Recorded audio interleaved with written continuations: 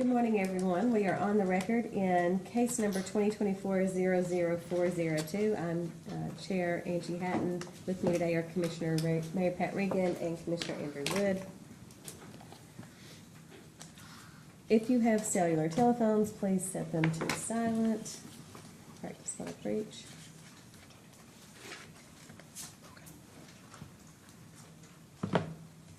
The hearing today is for the purpose of taking evidence in this matter. And at this time, we'll have entry of appearance of counsel, and I'll ask each party's counsel to also identify their witnesses. The applicant? Allison Honaker, Law Office for South Kentucky R.E.C.C. Heather Temple with Honaker Law Office as well. Good morning. With us today, we have Kevin Newton, the CEO of South Kentucky R.E.C.C., Carrie Bessinger, the CFO, and John Wolfram, the consultant with Catalyst Consulting. Thank you. For the Attorney General's office.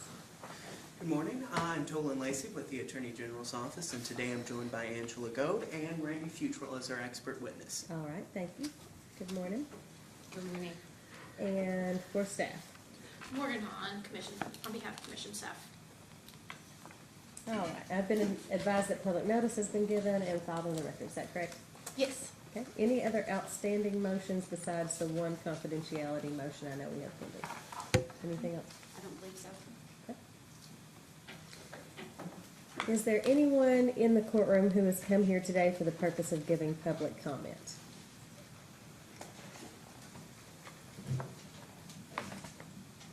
I don't see anyone raising their hand or coming forward, so I'll just note for the record that public comments may also always be given by following directions on the PSC's website at psc.ky.gov or emailing your public comments to us.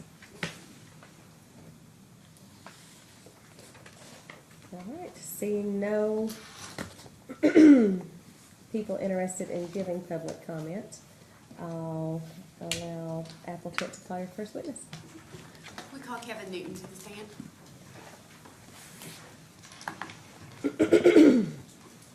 Good morning, Mr. Newton. Would you raise your right hand to be sworn? Do you swear or affirm the testimony you're about to give is true and correct under penalty of perjury? Thank you. Please have a seat. Counsel, you may ask.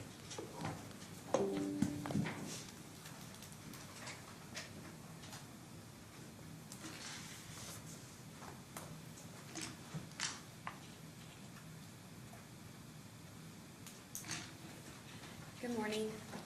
Can you state your name and your title and your business address for the record, please? Sure, it's Kevin Newton. I'm the president and CEO of South Kentucky R.E.C.C. And our business address is 200 Electric Avenue, Somerset, Kentucky, 42503. And did you cause responses to data requests and testimony to be filed in the record of this proceeding? Yes. Do you have any additions or corrections to make to any of those responses? No, I don't. If I were to ask you those same questions today, would your answers be the same? Yes. And is it your desire and intent to incorporate those into the record of this proceeding today? Yes. The witness is available for cross. Good morning, Mr. Newton. Is it accurate that South Kentucky initially requested an increase of $10,766,999 subject to check in this pending case? Yes, that sounds correct. Okay. Yes. Is it also accurate that after South Kentucky accepted a multitude of the Attorney General's proposed adjustments, in its rebuttal testimony, the company revised its rate increase down to $10,425,364? Yes, that's correct. And subject to check, that is an approximately $341,635 revenue requirement reduction, correct? Correct. Yes. Is it correct that based upon the revised reduced rate increase, the average residential customer's bill will still be increased by $13.34 or around 10.5% per month? That is correct on the residential, yes. Okay. In the pending rate case, South Kentucky is also asking for the monthly residential customer charge to be raised from $17.50 per month to $30.75, correct? That's correct. And subject to check, is the requested increase to the monthly residential customer charge a 71.71% increase? And the customer charge, yes. Okay. Mr. Newton, would you agree that South Kentucky service area has economic challenges, including rather high poverty rates? Yes, I would. Would you please turn to the Attorney General's first request for information, number 3, subsection I, and read the poverty rates for all of the counties in South Kentucky service territory into the record? No, oh, I'm not. Okay, it's touch screen. Okay.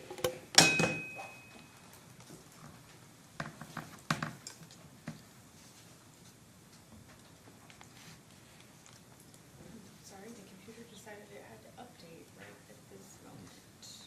I think Mercury must be in reference. I should have said earlier, and I don't know these exactly, I just know it's supposed to be some communications. But we also don't have YouTube feed today, so there's no live feed if your offices are trying to watch. Okay. It will be available later.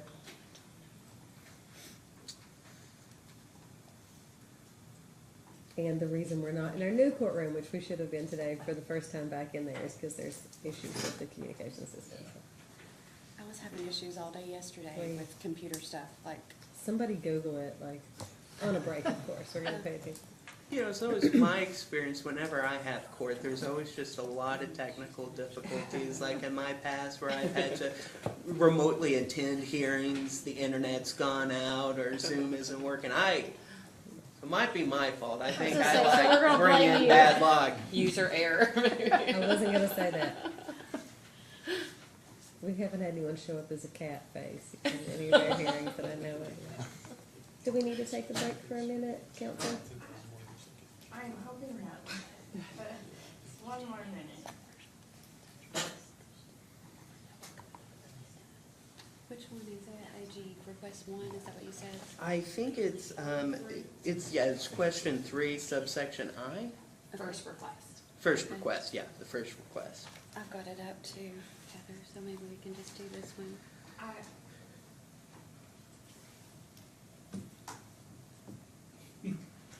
don't know what it's asking for. I think it finally has.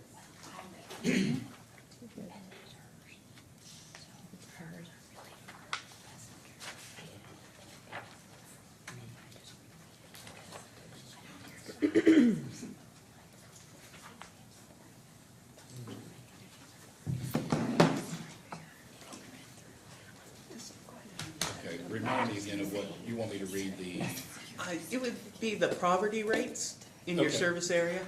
sure, yeah, in our service area, McQuarrie County is 35.9%, Adair County 22.1%, Casey County 21.1%, Clinton County 23.6%, Cumberland County 23.1%, Laurel County 21.8%, Lincoln 19.1%, Pulaski County 17%, Rockcastle 21.8%, Russell County 22.3%, and Wayne County 25%. Thank you for that. Okay. This will be South Kentucky's rate increase on its customers in a little over 3 years, correct? That's Or correct. second rate Second, increase. yes, that's correct. Would you admit that a second increase in little over 3 years, coupled with high poverty rates, could pose a financial burden on the on the company's customers? I'm sure it is, yeah, I understand it is it's a difficulty for some customers, for sure. Circling back to my earlier questions on rate increases, has South Kentucky proposed rate increases or increased monthly customer charge increases to any other customer classes besides the residential and farmer class? No, this increases, the cost of service studies show that it would be completely on the residential. Okay, and that might actually answer my last question I have for you. But could you explain why you did not propose any other classes to have increased rates? Right, just like I was saying, the cost of service study is done to show where which classes the cost should be covered by. And the study this time showed that the residential class is actually being subsidized by those other classes, so that's how that decision was made. Okay, thank you. I have no further questions for Mr. Newton. Staff? Hello, Mr. Newton. Hello? Okay, can you explain why South Kentucky moved customers from the large power class and the optional power service to the small commercial rate class? That was done during a review. Those large power customers that were moved were ones that their usage did not justify them being in that class. They did not, their usage had changed, their demand amount had changed to the point that they fell within those other classes. They were not, the demand was not high enough to qualify for the large power. So they were typically smaller usage, large powers that were moved to those other classes.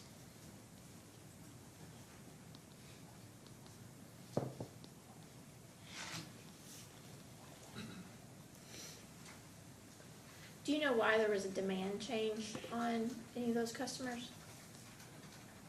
Just their processes had changed over time. I mean, I don't know specifically. I mean, we just review the billing data. You know, they're not, to be on the large power, they're not, it doesn't mean they're like industrial, so some of those are not that big of users to start with, but, so no, but I do not know specifically what changed in those.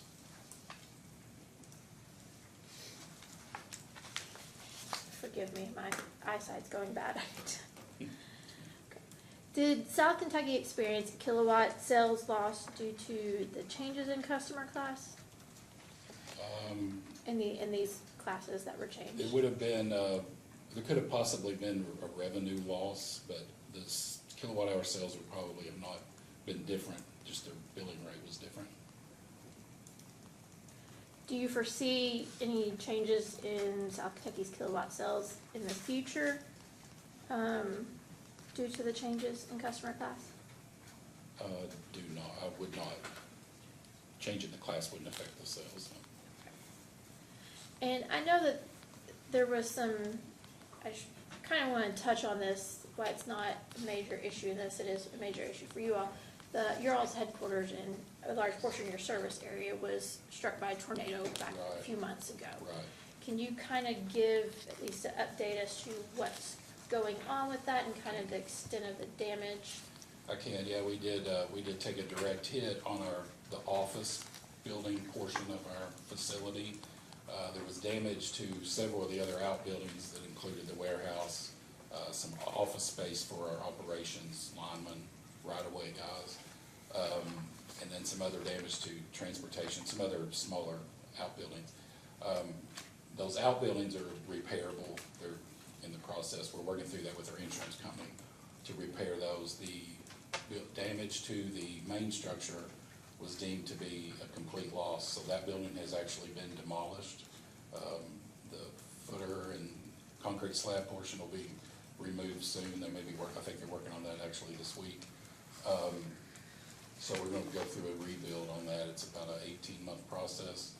I guess on a positive note, so far things have gone great as far as how it's moving along with the meeting with our insurance company. And the general contractor, when the building was built 8 years ago, is local and is a large contractor, and they are involved again this time, which is helpful because they built the building 8 years ago. So it's been helpful. So.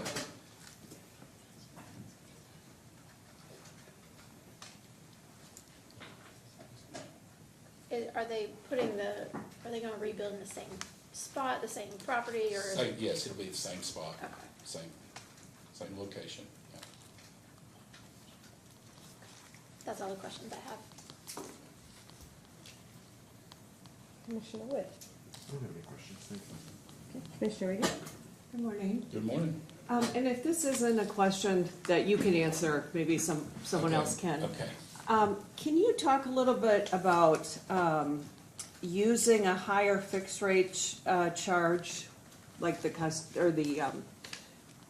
residential customer charge, why increasing that versus usage is the route you wanna go?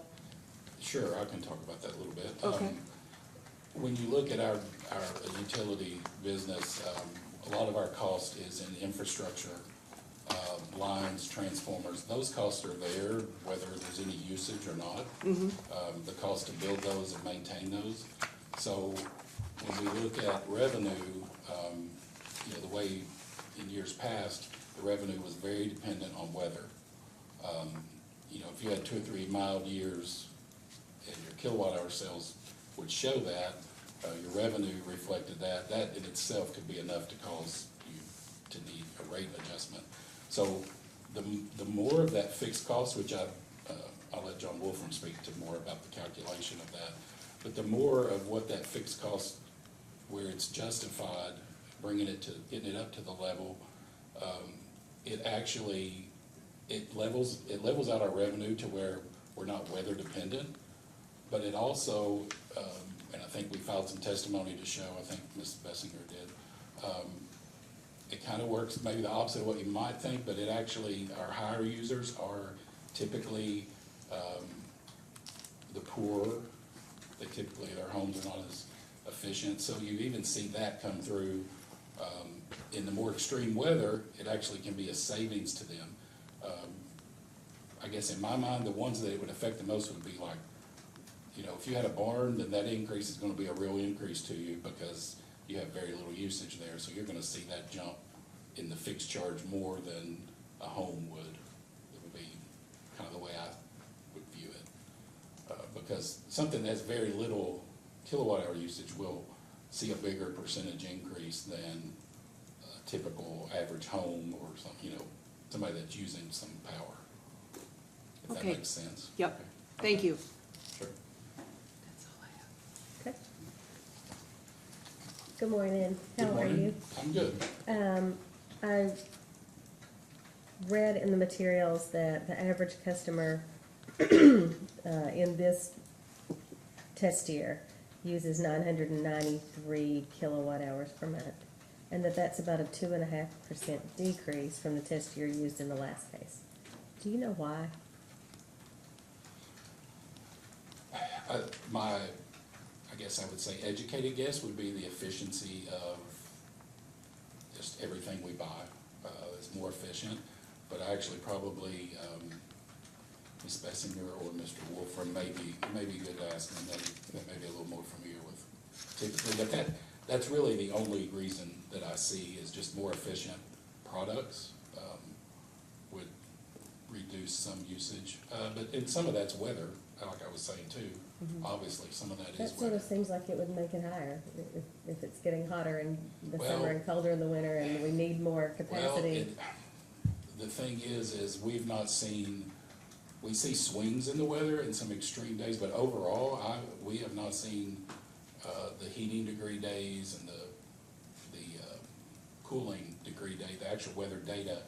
I'm not sure that it's really changed much over the last few years. Okay. Overall, I don't know that there's really been a change. Okay, So if you averaged every day of the year. if you look at, Okay, you know, just for the more, full maybe more season, volatile, but it if you just seems, average, it just okay. more dramatic changes, seems like back and forth. Your population has not decreased like some areas, Right. at least for your service area. Yes. You'd call it stagnant growth? Very slow growth, I guess is what I would call it myself. Yeah. But, so that wouldn't Not much. explain fewer sales either, there's, Right, or lower sales. right. A lot of it is weather related. I mean, our sales are tied directly to weather, Okay. yeah. And I guess increasing that customer charge is expected to lower that volatility. It definitely will.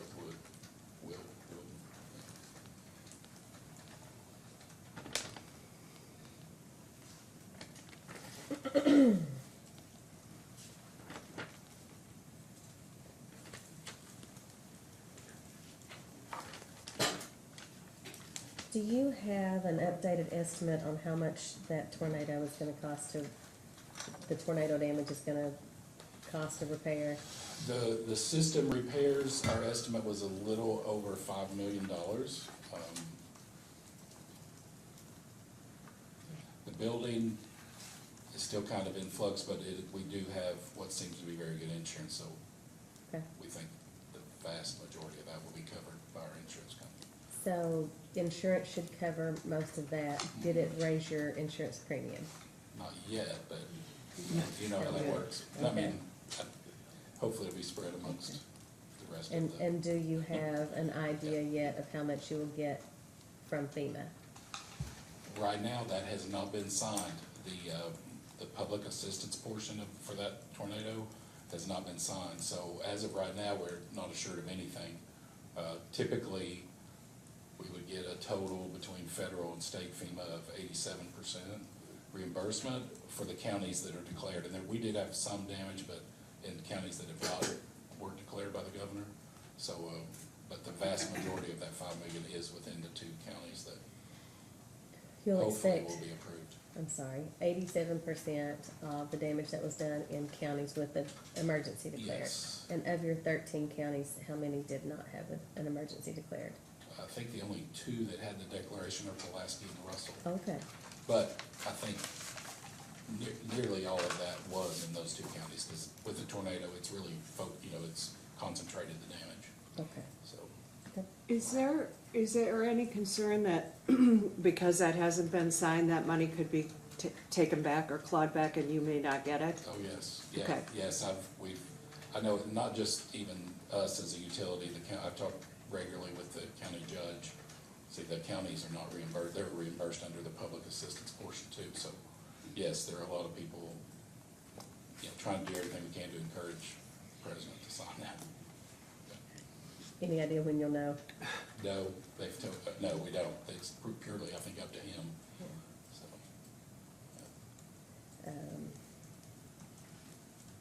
When you rebuild, are you upgrading at all? We're not upgrading, we're looking at tweaking the floor plan where we could. I mean, anytime you get I'm not gonna call it an opportunity, but we'll look to do anything we can to make it more efficient, and we're still, we're in that stage of looking at all that. So there were energy efficiency upgrades you could do? Anything we When you can, we rebuild? will. Yeah, it was a very efficient building, it was only 8 years old, so we had the geothermal, we had the concrete ICF walls, is what they're called. It was a very efficient building. So it'll be similar, improved a little, I'm sure. Do you have any low-income assistance programs that South Kentucky administers?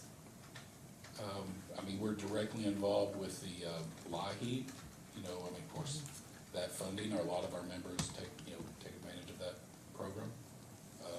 I'm not sure if I'm following, I'm not aware, Some utilities have a fund, We do not, Yeah. we do not. mostly investor-owned ones, Right. but, and maybe EKPC has some programs. Why do you know why the poorer households tend to use more energy? Is it just poor housing stock? It's, the housing is just not as efficient, it's just, it's the efficiency of their heating system, basically, and the insulation levels and those kinds of things, energy efficiency. Okay. Any further questions, Commissioner? Redirect? I just have one. We were talking about FEMA. If you Right. do get FEMA reimbursement, is that does it come right now? Can you wait? No, it'll be a year and a half before it's a process. A Okay. couple of years, I mean, it takes a good period of time to do that. Okay, so it could be 2 years or so before you ever Absolutely. see that reimbursement? I'm sure it would be. Okay, Yeah. all right. Nothing further. All right. Is this your lead witness that we wouldn't necessarily excuse?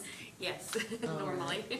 I don't think he was planning on leaving anyway, No, I'm not but yes. I bet you've been warned before, Mr. Newton. And if you would just stick around with us, but Sure. excuse from the stand. Oh, yeah, thank you. Okay. Council, call your next witness. I'm gonna call Ms. Messenger, please.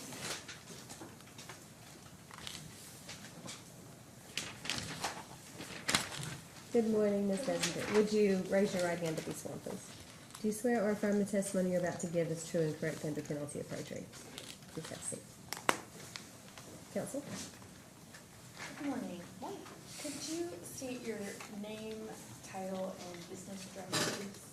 I'm Carrie Bessinger. I'm the Chief Financial Officer for South Kentucky R.E.C.C. Our business address is 200 Electric Avenue, Somerset, Kentucky. And just so the record is clear, that was your all's headquarters that was destroyed, but you all are not working from there right now. That's correct. And did you provide any testimony or responses to data requests that were filed in this case? I did. And do you have any revisions, amendments, edits, or updates to make to any of those previously filed data requests or your testimony? I have no changes. And is it your intention to adopt those responses and testimony and have them incorporated into the record of this proceeding? It is. And the witness is available for cross. Okay. Attorney General's office?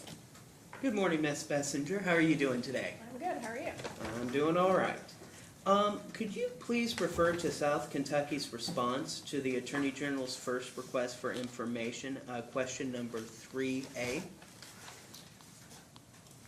Oh, okay. I believe you sponsored that answer. The Attorney General asked for discussion concerning the economic issues that the company's customers are currently combating, correct? Yes. Could you please read your response into the record? The Kentucky counties in South Kentucky's service territory face a range of economic challenges, including high poverty rates, lack of infrastructure, limited access to education and health care, unemployment, and low per capita income. During the boom of coal mining, timber harvesting, and tobacco farming in the 1900s, members in rural communities could provide a good life for their families while also providing a stable tax base for their city and county. As these industries closed or moved away, smaller towns were abandoned or left with minimal job opportunities for their remaining residents.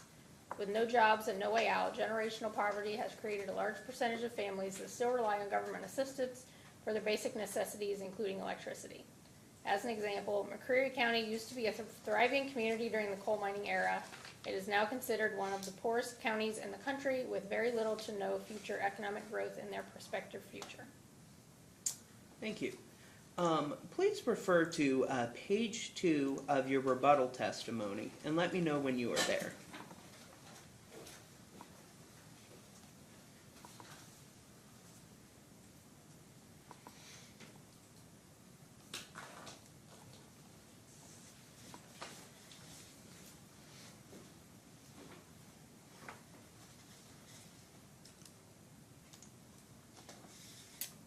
I believe I am there.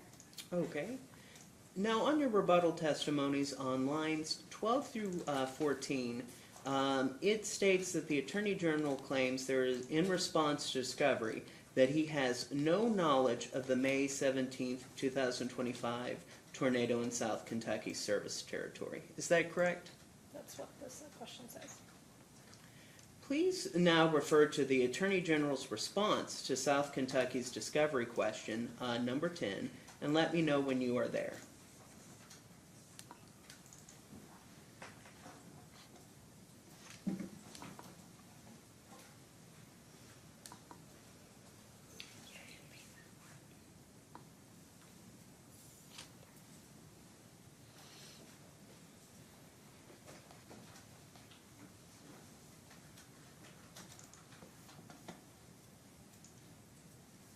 Do you know which question that was? That would be question 10.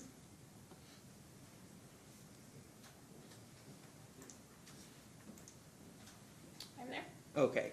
Could you please read both South Kentucky's question number 10 and the Attorney General's answer to that question into the record? Sure. The question is, confirm the Attorney General is aware of the May 17th, 2025 tornado that devastated South Kentucky's service territory and destroyed South Kentucky's headquarters. The response is, objection. Counsel for South Kentucky has failed to identify a witness to respond to this question, but instead is posing the question to the Attorney General. Pursuant to the Kentucky Supreme Court Rule 3.130, Rules of Professional Code or Conduct Rule 3.130, a lawyer shall not act as an advocate at a trial in which the lawyer is likely to be a necessary witness. Thus, counsel for the Attorney General cannot testify in this proceeding. Now, does this response we provided, does that simply state an objection to the question? It does. Does it state anywhere in this response that the Attorney General has knowledge of the tornado? does not. Have you determined the cost that South Kentucky will have to pay for this tornado? I know that insurance has been brought up today, but do you know of any costs or any other costs that weren't mentioned earlier? There will be costs for sure. Okay, do you have a rough idea of what those costs will be? We don't at this time. We could make some educated guesses, but we're working with our insurance company and the builders and the repair companies to work through the estimates on that. Insurance has let us know that sections, or basically rebuilding the headquarters will be covered, but there are sections within that rebuild that won't be covered. Items that they've specifically mentioned that will not be covered is concrete work, like the paving of the parking lots. None of the parking lots or exterior surroundings around the building are covered at all. Now, is there anything that you know for certain that insurance will cover? No. Okay. Well, the building itself, the rebuilding of the building will be covered by They have insurance. stated they will. Okay. Has there been any determinations from FEMA regarding the storm damage? Any counties that have been determined that will receive FEMA funding? Anything in particular that you will be receiving from FEMA, or is it just Not for waiting? public assistance that we would be able to draw on. Those public assistance declarations have not been made. Okay. All right. What tier, which times interest earn ratio, and O tier, operating times interest earn ratio, is South Kentucky requesting the commission to approve for this rate increase? We are requesting a 1.85 O tier. Okay. Is the minimum tier ratio required by the Rural Utilities Loan and the FFB Federal Financing Bank a tier of 1.25? That's correct. Is the minimum O tier required by the RUS FFB and O tier of 1.10? That's correct. Please refer to your rebuttal testimony, page 3, line 16 through 21, and read this paragraph into the record.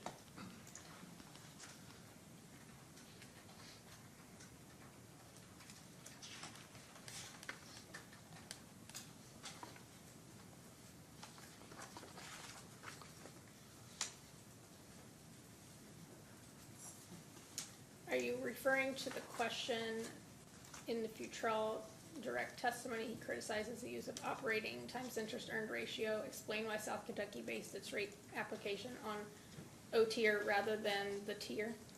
Believe so, yes. Okay. The answer is South Kentucky is required to meet all debt covenants, not some of them. Please see the response to Commission staff's second request for information, item 12.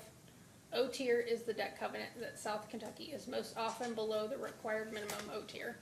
Please see the response to the Attorney General's first request for information, item 15. Since South Kentucky often has concerns with meeting its required O tier metrics, that is why it was selected as the basis of the application, not for the purpose of excluding other revenue sources. Okay, thank you.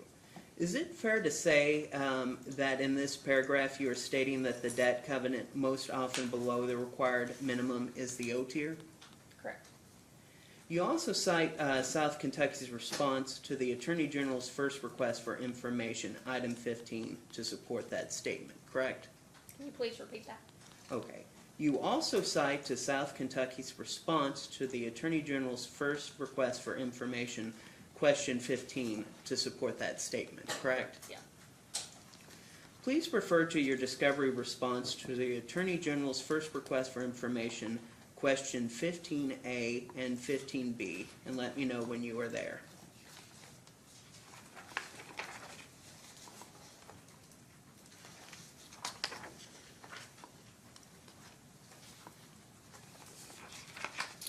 I am there. Oh. This response at the bottom of the first page shows that South Kentucky was above the 1.10 minimum O tier in 2020, 2021, and 2022, correct? That is correct. It further shows that South Kentucky was below the 1.10 minimum O tier in 2023 and 2024, correct? Correct. These tier calculations remove the G&T capital credits from consideration, correct?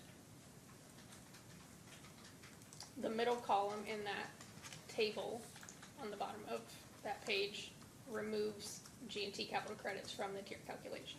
Or the one on the far right removes them, the one in the center includes the G&T capital credits in the calculation. This response at the bottom of the first page shows that South Kentucky was above the 1.25 minimum tier without G&T capital credits in 2020, 2021, and 2022, right? Correct. Those are the same years that South Kentucky's O tier was above minimum levels, correct? Correct. The response further shows that South Kentucky's tier without G&T capital credits was below the 1.25 minimum tier in 2023 and 2024, correct? Correct. That is the same year, those are the same years that South Kentucky's O tier was below minimum levels, correct? Correct. After reviewing the tier and O tier data here today, is your statement from your rebuttal testimony inaccurate when you said that the O tier is the debt covenant that South Kentucky is most often below the required minimum? I do not wish to change that. What I will add, as far as clarification and explanation, is the RUS requirements also look at an average of the best 2 out of the last 3 years.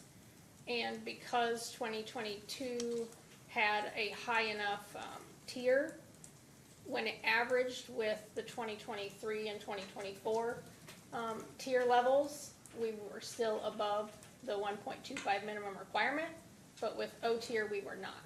We were below the required minimum and the average of the last 2 out of 3 years, which required us to submit a letter to RUS notifying them that we were below their debt covenants and making them aware and explaining to them what we were doing to change and correct our situation. Because the company is requesting a tier higher than what the loan covenants generally require, that increases the overall revenue requirements in this pending case, correct?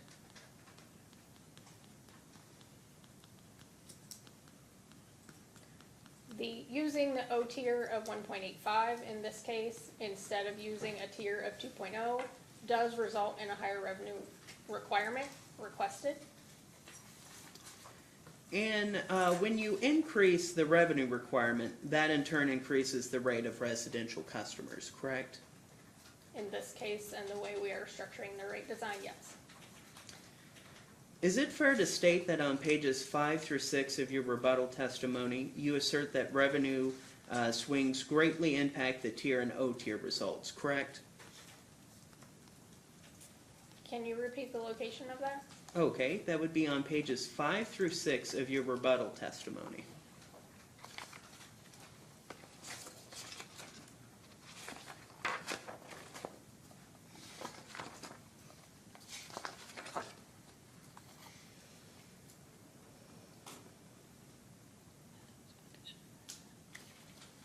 Can you repeat the question? Of course. Is it fair to state that on pages 5 through 6 of your rebuttal testimony, you assert that revenue swings greatly impact the tier and O tier results, correct?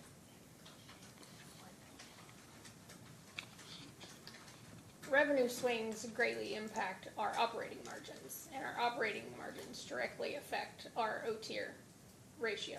So that would be a correct statement. In rebuttal testimony, page 5, you state that the total operating revenues increased from 2021 to 2022 by $27 million, and that they decreased from 2022 to 2023 by $12 million, correct? Correct. A lot of that revenue increase and decrease is related to the increases and or decreases in the cost of purchase power, correct? This is specifically talking about revenues, which is not really related to the cost of power. It's related to the weather and how many kilowatt hours were sold in those years. Do you have South Kentucky's response to the Attorney General's first request for information, question 73?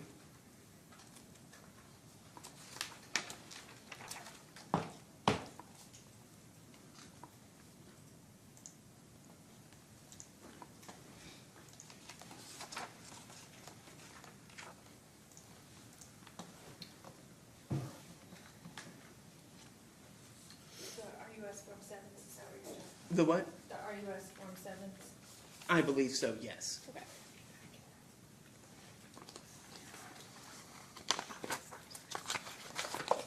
Could you be more specific on which one of those forms you want her to refer to? I believe, let me double check myself, but I believe it is the one it was for the period that ended in December 2022.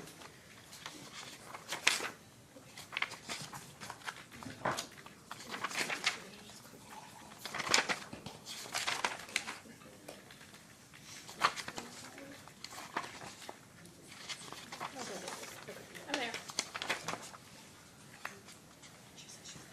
Okay. Great.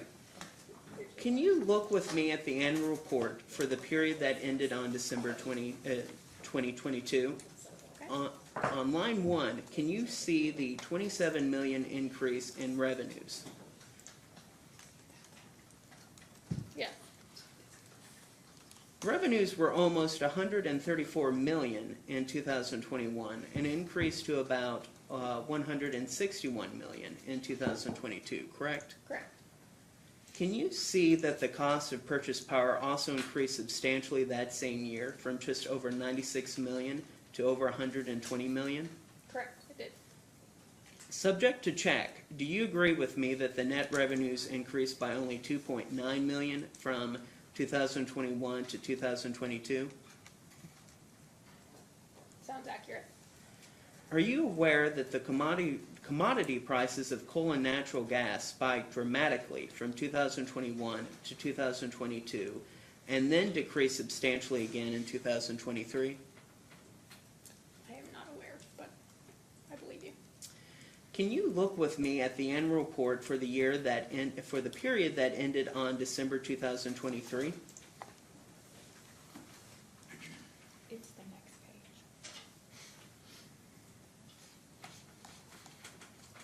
Okay, I'm there. On line 1, can you see the 12 million increase in revenues?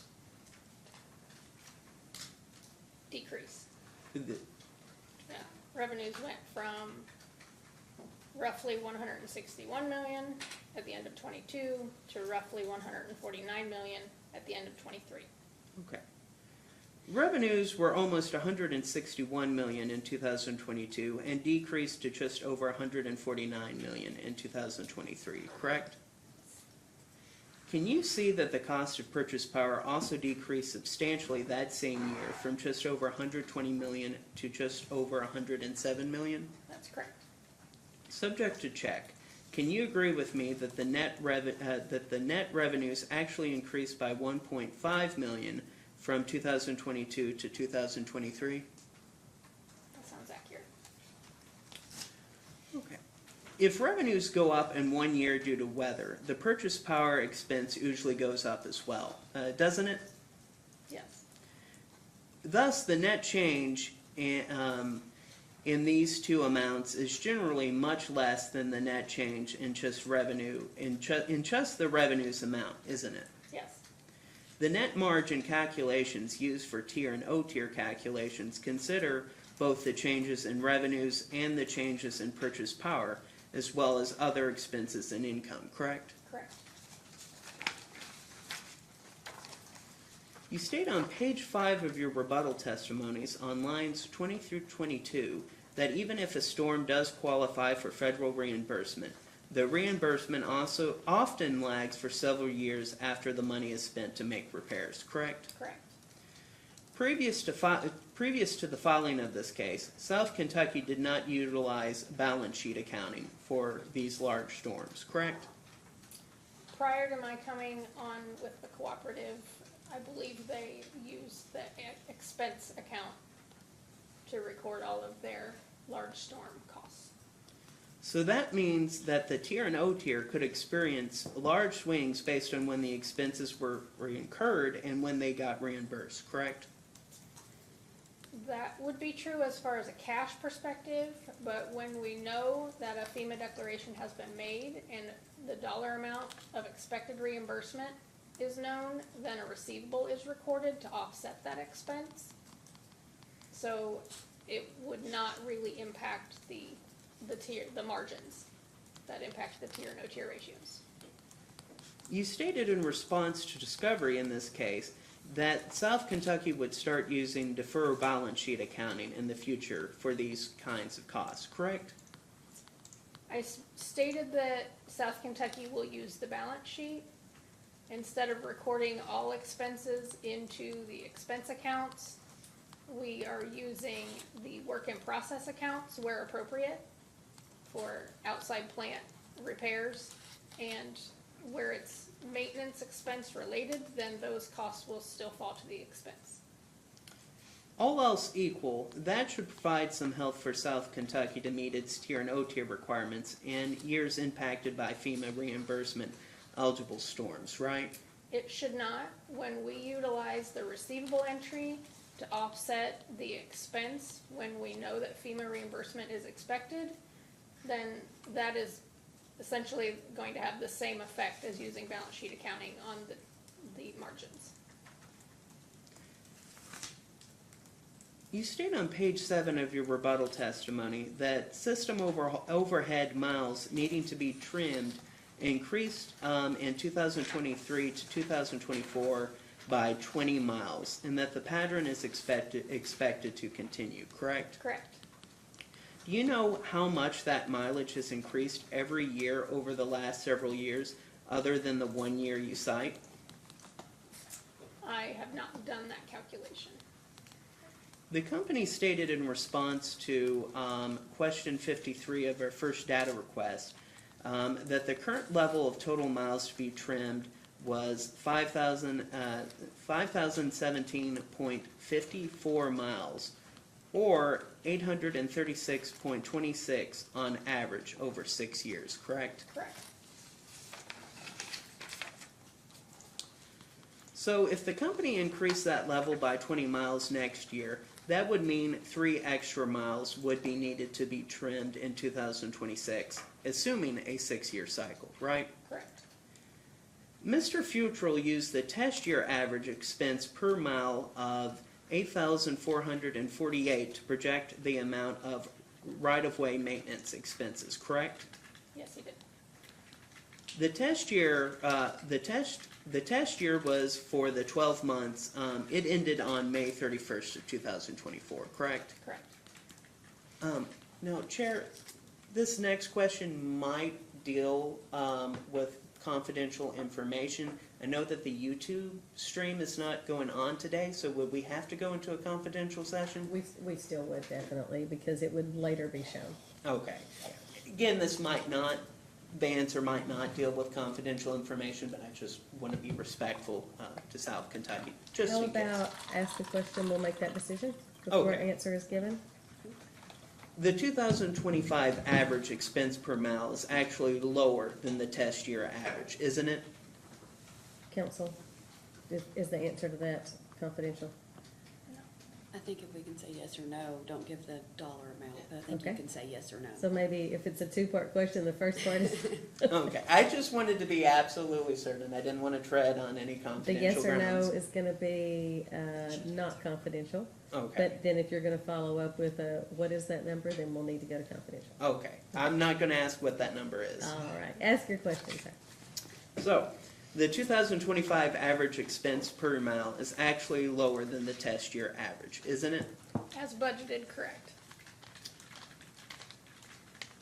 When someone is hired, they have to wait for 1 year to participate in the Natural Rural Electric Cooperative Association Retirement and Security Program, correct? Correct.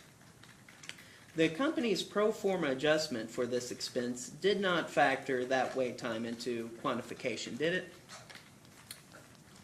It was not deemed to be necessary when I completed that in the application. the thought being that all of the employees that were included in the list would have been there for a year by the time that the rate increase would go into effect. So the expense would be there. It assumed that each new hire could participate right away, correct? No, it assumed that there would not be any new hires applicable. Mr. Futrell, in his testimony, had 3 years of new hire data, which began in 2022 and ended in 2024, and calculated a 3-year average of 19 new hires per year. Is that correct? Correct. You provided a much larger range of historic new hires on page 8 of your rebuttal testimony, covering a period of just over 10 years, correct? Correct.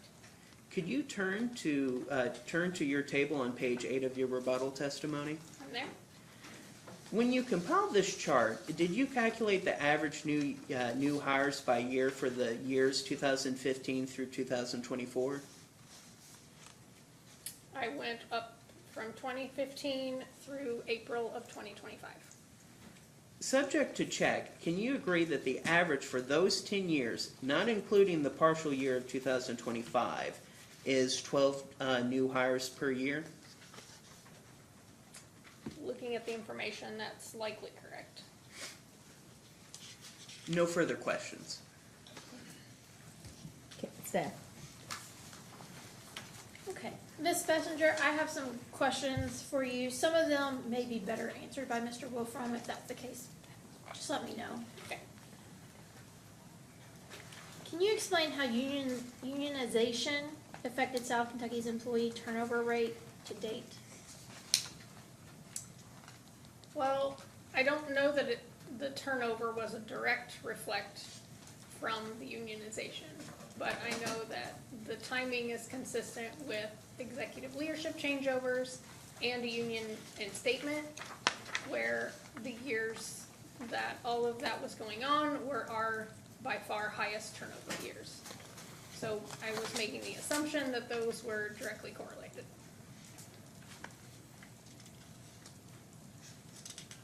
Sorry, my vision's gone terrible.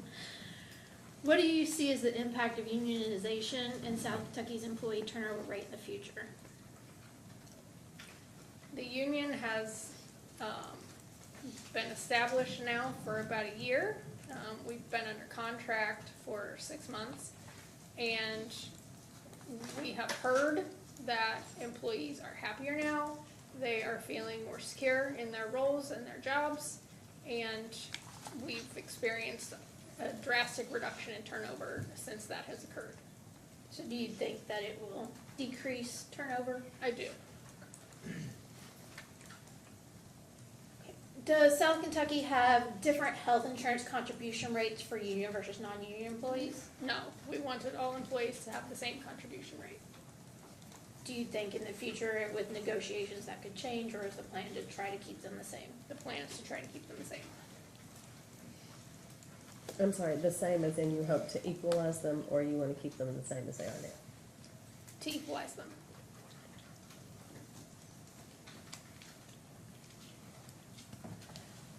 South Kentucky proposed an increase in the meter test charge from $17.55 to $150.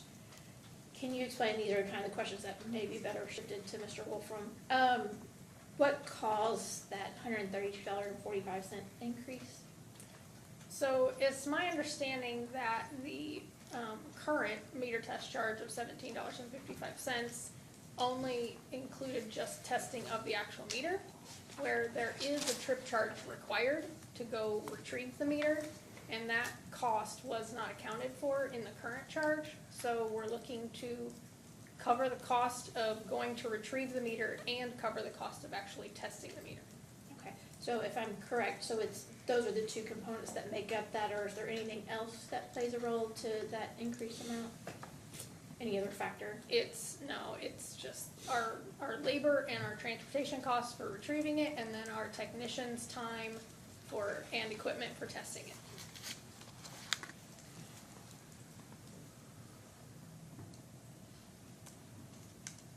Who does South Kentucky's meter reading? Is Is it in-house or is it done through a third party? They're all electronically read, so it's all in-house. So all by employees, not by outside. Correct.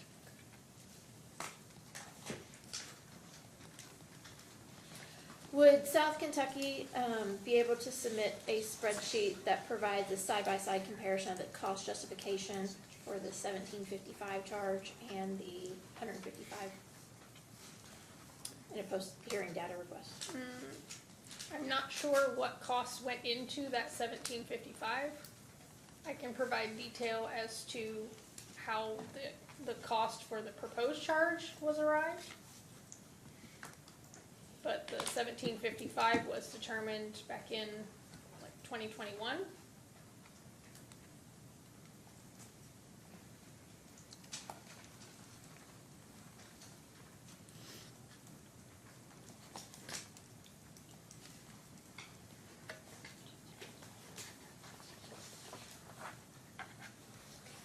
And regarding the return check charge, which is a proposed increase from $6.20 to $10. I'm guessing it's probably gonna be the same answers you just gave. Would South Kentucky be able to submit a side-by-side comparison of the cost justification of those two? You're correct, a similar answer. I don't know what was in that $6.20 to know what drove that cost, but I could tell you the cost structure that is used for the $10 proposed. Would you all be able to go back and look at that previous case and look at that and get that information, or would that be available someplace, or do you know? I don't know if it's actually in the case to that level of detail.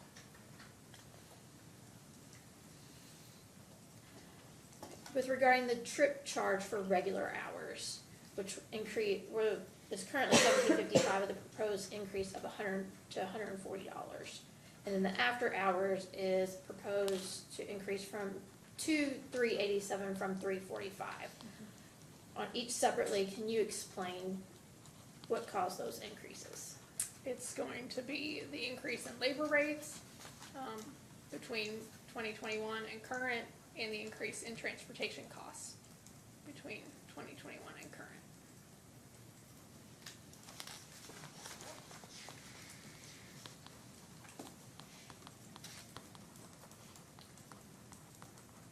And I will just assume that the side-by-side comparison is the same answer. Correct. Okay. South Kentucky has proposed two new types of reconnect services. So we have the remote connect, 60 days or less, with a proposed rate of $20. So I'm gonna take each one of these kind of separately to break these questions up. Can you kind of explain the need and the want and what went into the 60-day and less proposed reconnect service? Sure. So since the time frame of the last case, we have a lot more meters with remote reconnect, disconnect capability. Therefore, if someone goes off for non-pay or just needs to disconnect their account, we don't have to actually physically roll a truck out to the location to do that disconnect or that reconnect. So, but there is still cost and time, labor involved on the internal side of that transaction that we need to recover. So instead of charging an account a trip charge to go reconnect their account, we would prefer to just charge them a remote reconnect fee, which is a lesser dollar amount, when we have less cost involved in the transaction. And why the separation from the 60-day and less to the 61, essentially through 365 days? Right. The separation of time is essentially a result from the reason for disconnection or reconnection. Most of our offer non-pays would be reconnected within a 60-day time frame. By the time a disconnection notice is sent and then the member calls to request reconnection, that's usually within 60 days, where a lot of accounts that we have on our service territory are seasonal accounts because we're around the lake. We have a lot of lake homes. So they're typically requesting to be off for an entire season, a whole winter or multiple seasons. and we're looking to recoup the cost of our fixed costs that Kevin mentioned earlier. We've got a lot of infrastructure costs and fixed costs that are involved that go into that monthly customer charge. And those costs are still there and present for that service to be readily available to be reconnected. So we need to recoup those costs so that they're not subsidized by other members.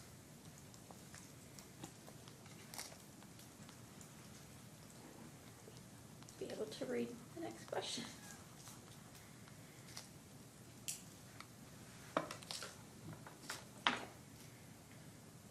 So, in Mr. Wolfram's, and it's exhibit JW2, schedule 119, that it shows that the costs for occurrence for the less than, or 60 days and less.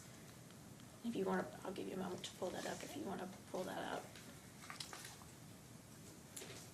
Is this in the application? Yes. Yeah. It's under exhibit 10, and then you have to go to JW2 if you're online on our system.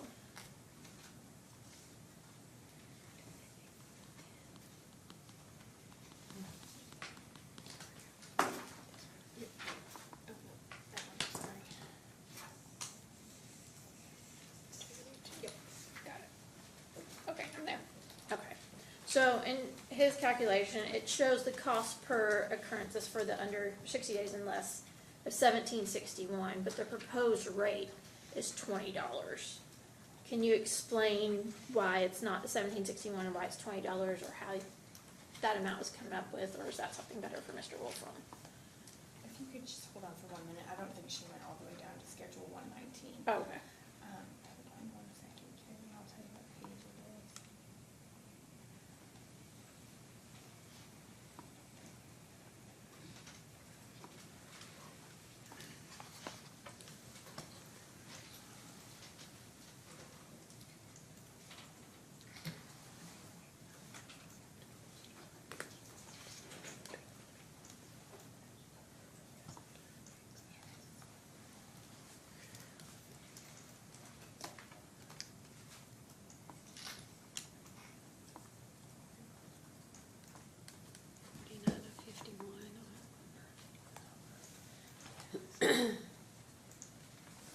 Carrie, it is page 171 of the PDF file. Thank you.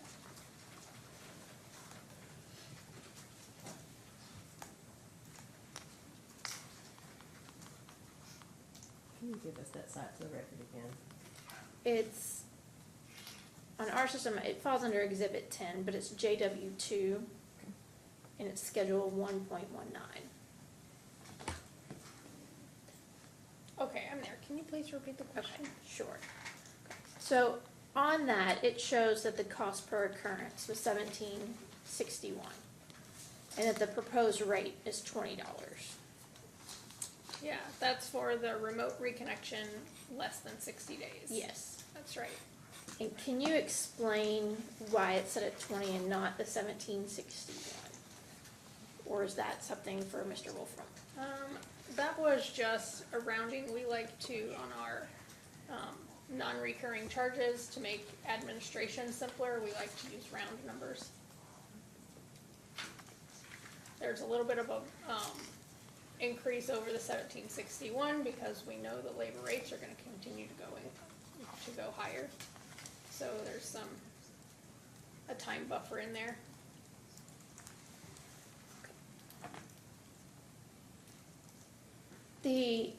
Also, and it may not be on that, and I didn't write down the site, there's a fixed monthly charge for a minimum amount for $31.91 that's proposed. That's correct. Why wasn't it set at that amount and set at the 20? So, are you referring to the remote reconnect for 61 to 365 days for that one? Right now, I'm still on the 60 days or less, Okay, and we're gonna get to these same questions for right. For So, the I guess larger the timeframe. the cost recovery is different with the remote reconnect less than 60 days. Their time frame that they're off, because it is shorter, we were focused on recovering our labor to actually do the transaction, which is closer to the $20. There is a month or two there that you're looking at fixed charges not being covered. So if we were to cover both the fixed cost of the location plus the labor to do the transaction, then the charge would potentially be closer to $50. And that was just a decision by South Kentucky to not Right. worry about those charges. Correct. Now, if you go to the Schedule 1.20, which should be just the next page down. Yes.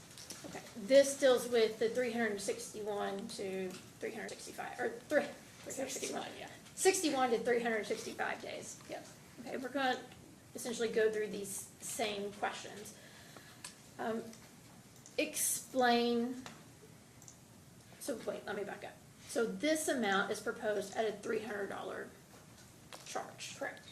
And I know you kind of touched on it some, but give a little bit of explanation as to where that $300 came from and what all was included in with that. Right. The thought there is that accounts that are disconnected for a longer time period, up to a year, we need to cover our cost for their equipment at their location and have the service readily available. And the Wolfram study showed that that cost is about $30.91 per month. So if an account is off for 10 months, that's about $300 worth of costs that we've incurred that we need to recoup. Where did the 10-month time frame, because I know Mr. Wolfram's study, he used 10 months. Yeah. And I know you've talked about it being seasonal. Is that the average that those accounts are off usually, or where did that 10 months come from, or do I need to ask Mr. Wolfram that? That's, it's just a kind of we don't have a calculation on the average, we don't have a way to track that, to know exactly how many accounts are treating their homes or their locations in this seasonal way, or exactly how long they're off for disconnect and reconnect. So a 10-month was kind of just trying to use an average with an educated guess as to how many months that would be applicable for. And so Mr. Wolfram recommended $30.91. Yes. But you all actually, if you do it by the 10 months, it actually turned out to be $30 right per month. What was the reason for changing that to $30 instead of using the $30.91? Yeah, ease of administration to use round numbers.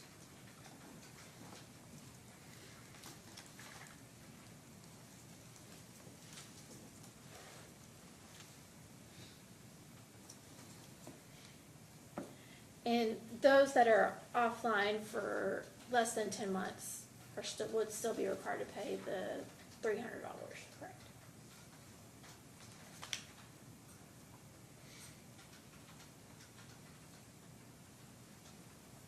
And that $300 for those accounts is to make up that difference for when they would normally be paying the minimum monthly charge. That's right.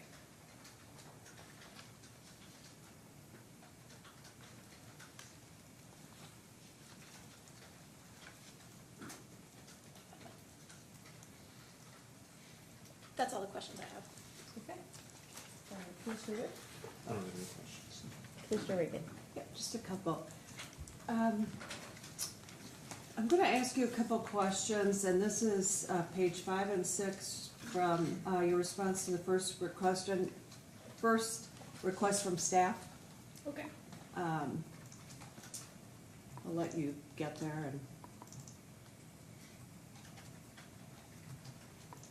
and it's the middle of page 5, talking about the credit card fees.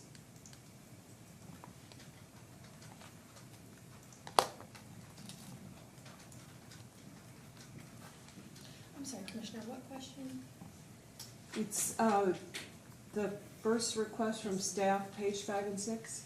Okay, so question 1, I believe. Yeah, I'm sorry, question 1, yeah.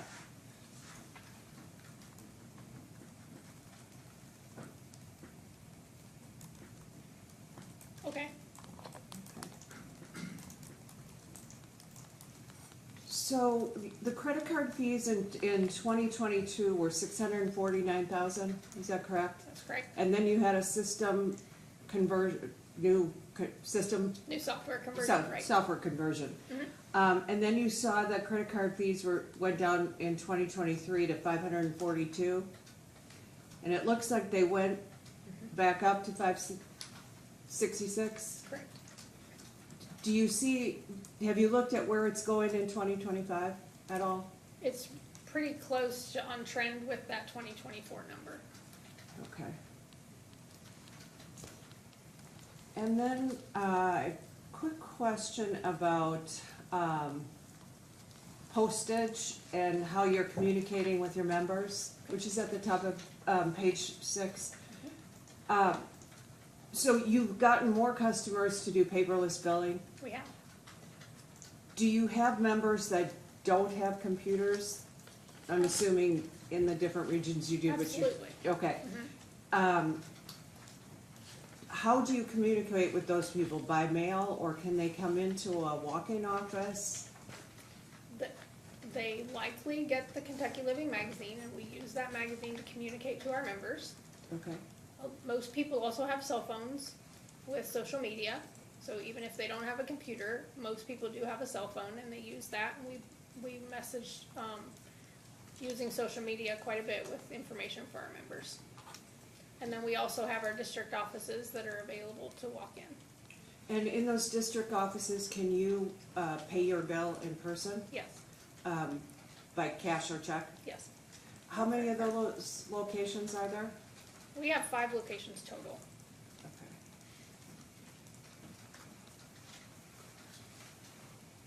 And then the software conversion, you also allowed you to do mapping and work orders Yes, yes, instead of doing them manually? correct. Okay, thank you. You're welcome. Did you say you also text? Do you have a text communication with your customers? I'm not sure if we text out or not. I think we probably could. There's a lot of requirements around opting in to be able to receive text. So I'm not sure on how much of the texting we actually utilize. I was on a panel recently, it was about water billing, but there was a study done that people would respond to a text more quickly, especially about setting up a payment arrangement. Okay. Okay, so the requested increase to the customer charge, is it 30.75 or 30? 30.75. That is a $13.25 increase, up from $17.50. Correct. That's a bit drastic.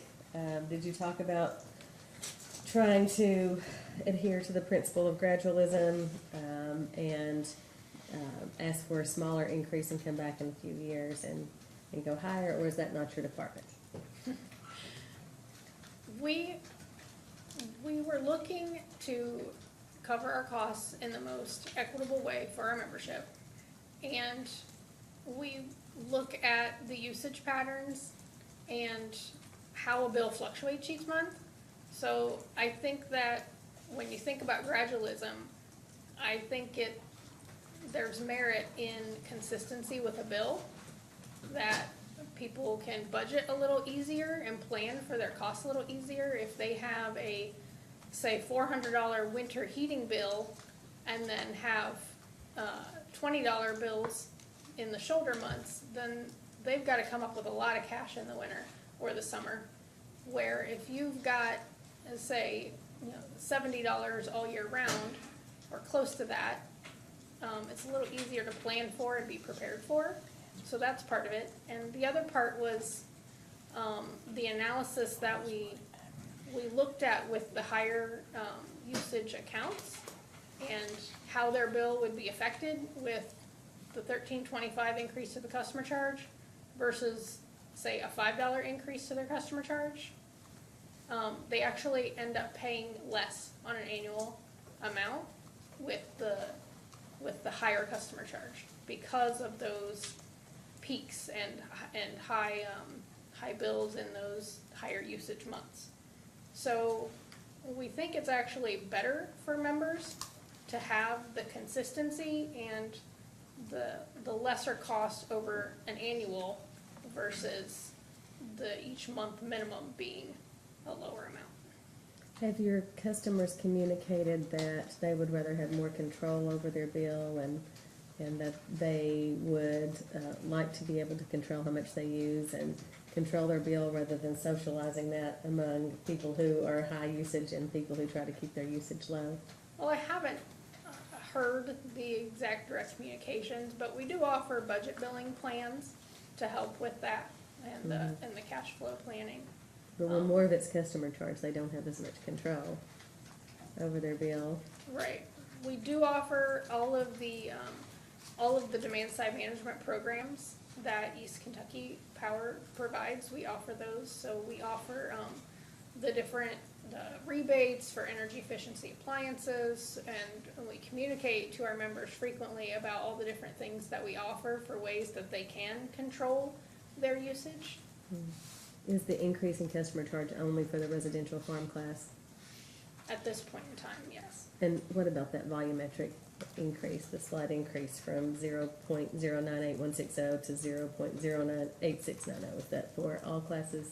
No, in this rate case, the increases are just the residential class. Both of them just for Yes. residential?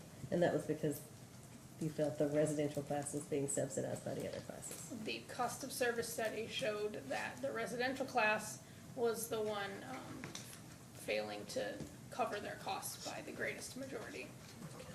And that's not already in place, right? It was initially requested by March, to take effect in March of this year, but it hasn't yet, Correct, right? it has not.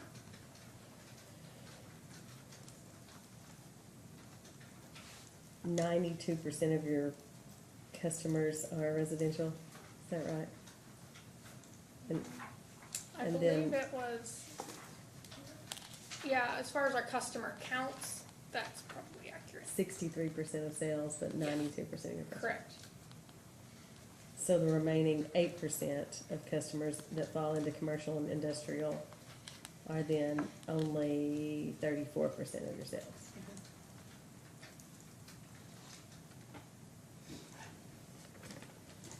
I asked Mr. Newton a little bit about this, but the number of residential accounts increased 4%, but sales are down 2%. Does that sound right? That does. Our members seem to be trending to be more efficient. Maybe they're buying energy efficiency appliances.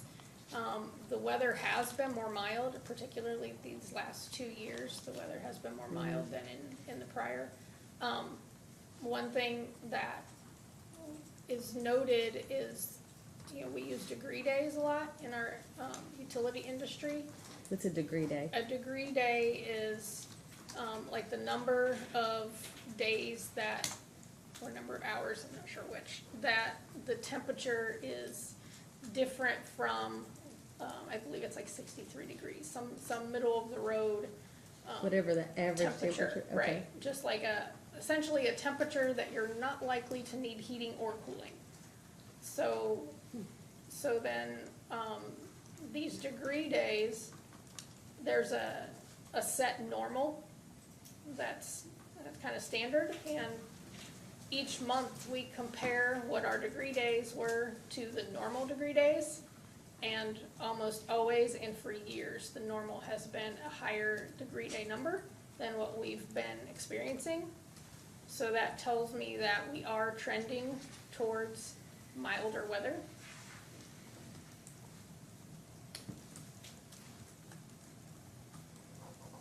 Do you think that with increasing costs, inflation, all the other increased costs, interest rates up, all those things, that customers are looking more closely at their bills and trying to be more careful about things they can't control, like their thermostat? I would love to think that they are. We would love to to do more education on that. We do what we can. We use Kentucky Living Magazine. We use our social media to constantly promote our demand side management programs and to educate on energy efficiency. Increasing the customer charge does take a little bit of that control away from them, though. Would you agree with that? I think that, the only bills that I see that have usage that are going to be below what our proposed customer charge are bills that don't have any usage, hardly at all, Like the barns? like the barns. So your residential accounts almost always have at least hundreds of kilowatt hours per month in usage. Are some of those barns lighting only, though? Like the street light rate, or does that matter? No, that's a separate category. Right. So a barn is typically in the Even if they're residential. lighting only, or Yeah. they wouldn't be lighting only, they'd need to hook up appliances occasionally, a weed eater or whatever. Sure, Okay, there's gotcha. typically some outlets and some lights in a barn. Gotcha. Commercial accounts are up 6%, but sales are down 2%. Yeah. Do you think that's the same thing? Commercial customers are just trying to be more energy efficient? It's possible, but I don't know what changes, if any, they have made, or if it's just Yeah. weather related. And the customers that switch from large load to a smaller load, they would still be considered commercial accounts. That wouldn't affect that 6%, is that right? Correct.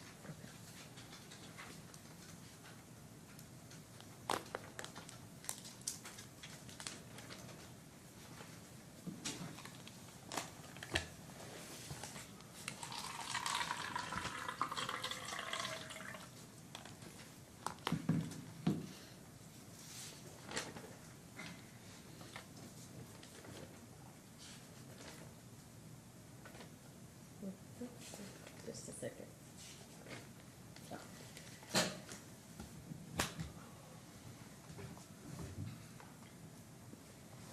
On page 4 of your rebuttal, I wrote down a quote that I hope I've written down accurately. Says inclusion of the interest, I'll wait till you get to page 4, I'm sorry, of your rebuttal. Okay, I'm there. Okay. It says inclusion of the interest into the revenue requirement calculation by using tier instead of O tier, which had been, sorry, outside the quote now, which had been recommended by the Attorney General's expert. Back to the quote. Would negatively impact South Kentucky's ability to meet the O tier ratio lender requirement.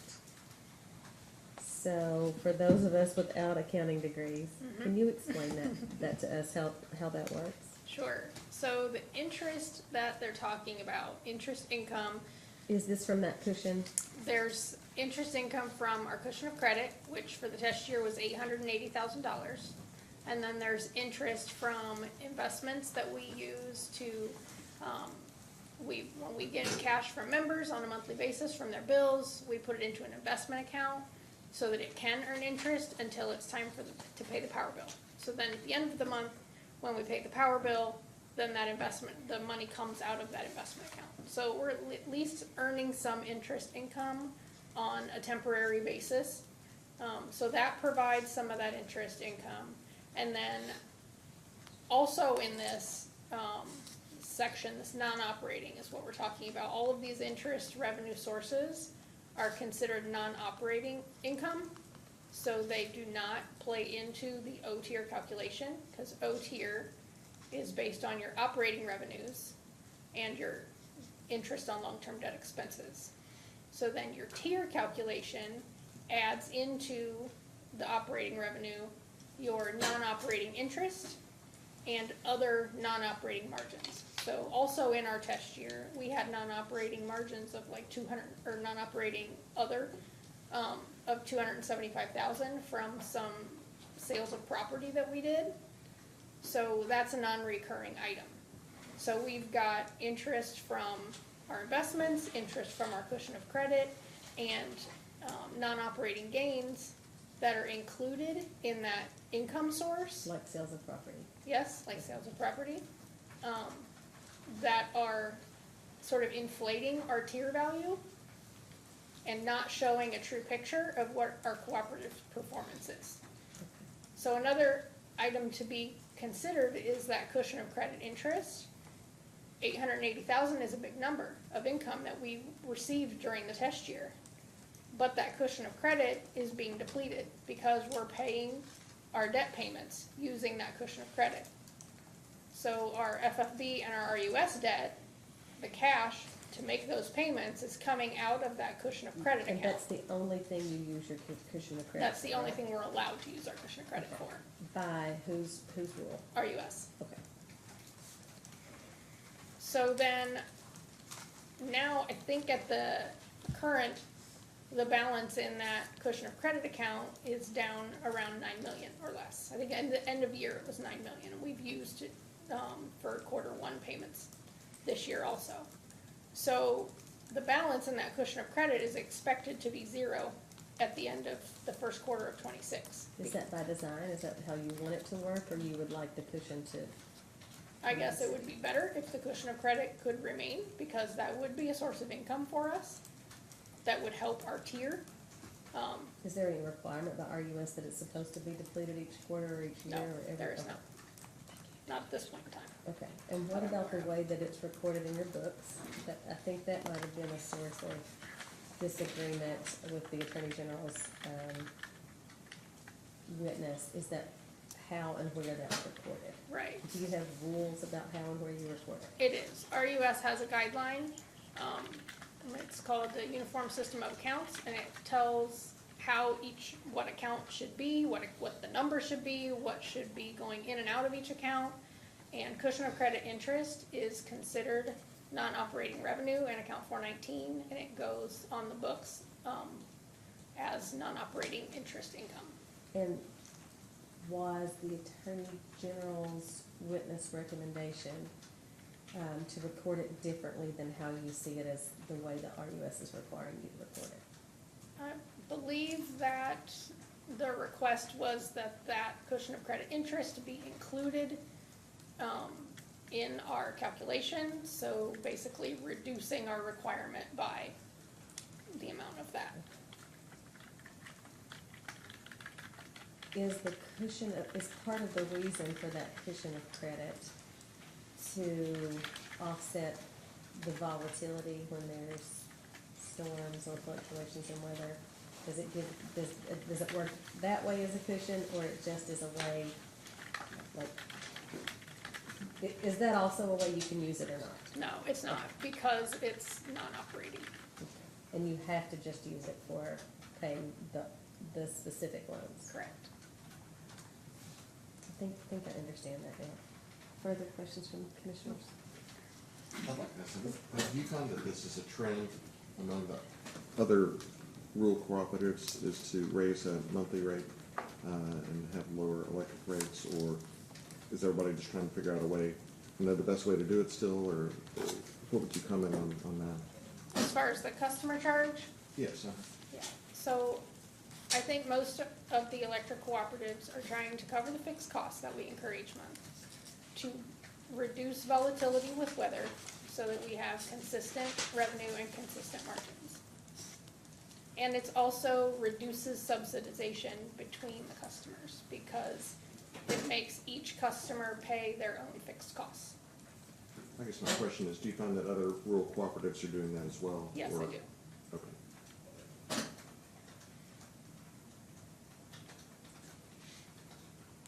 That's all I'm sure.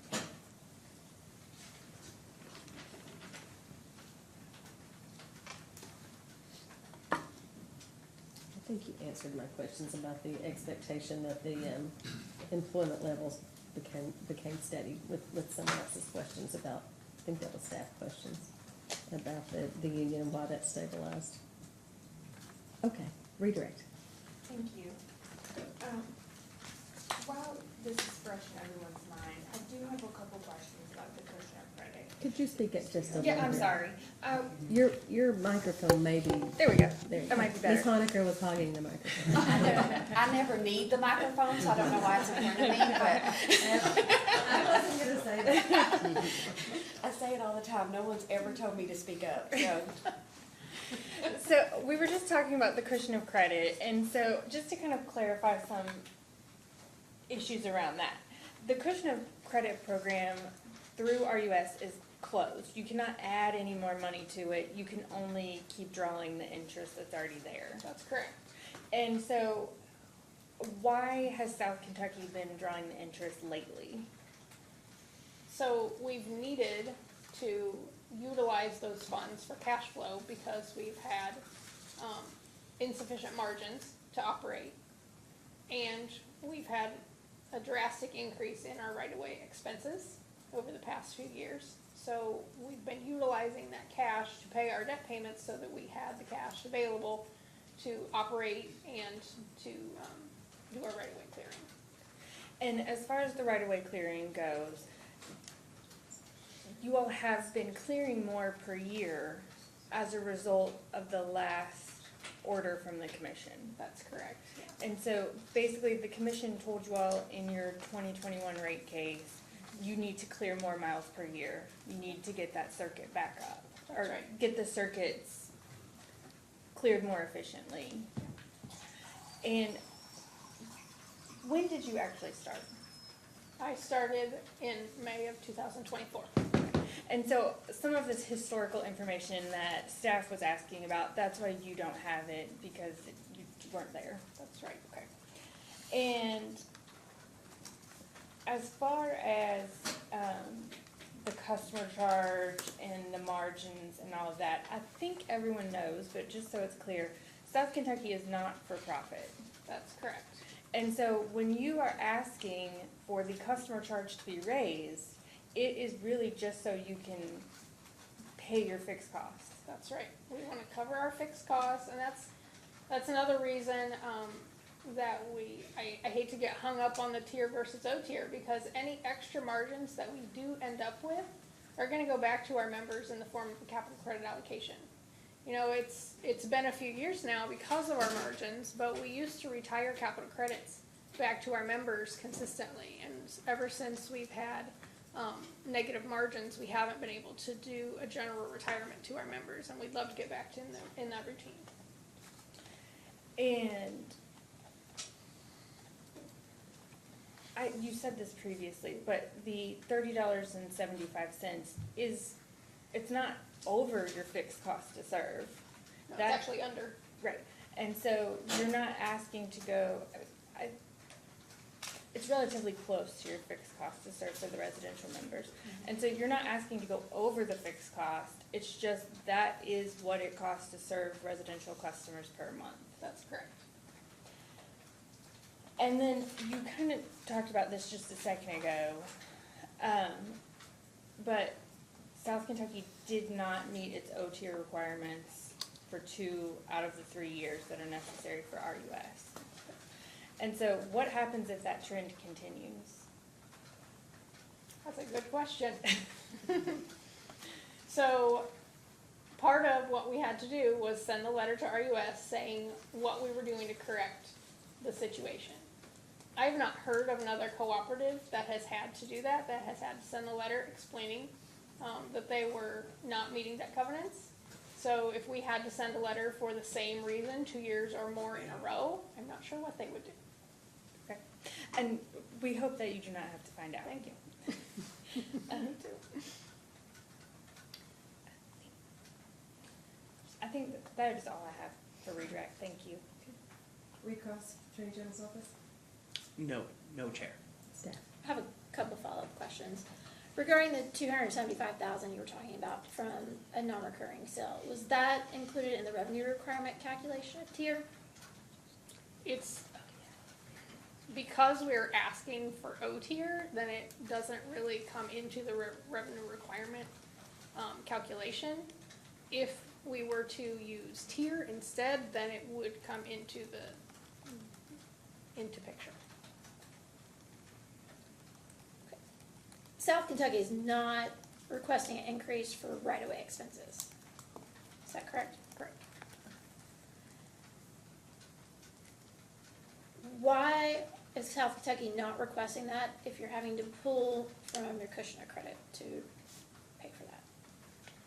If we're asking for margins sufficient to cover the costs that occurred during the test year.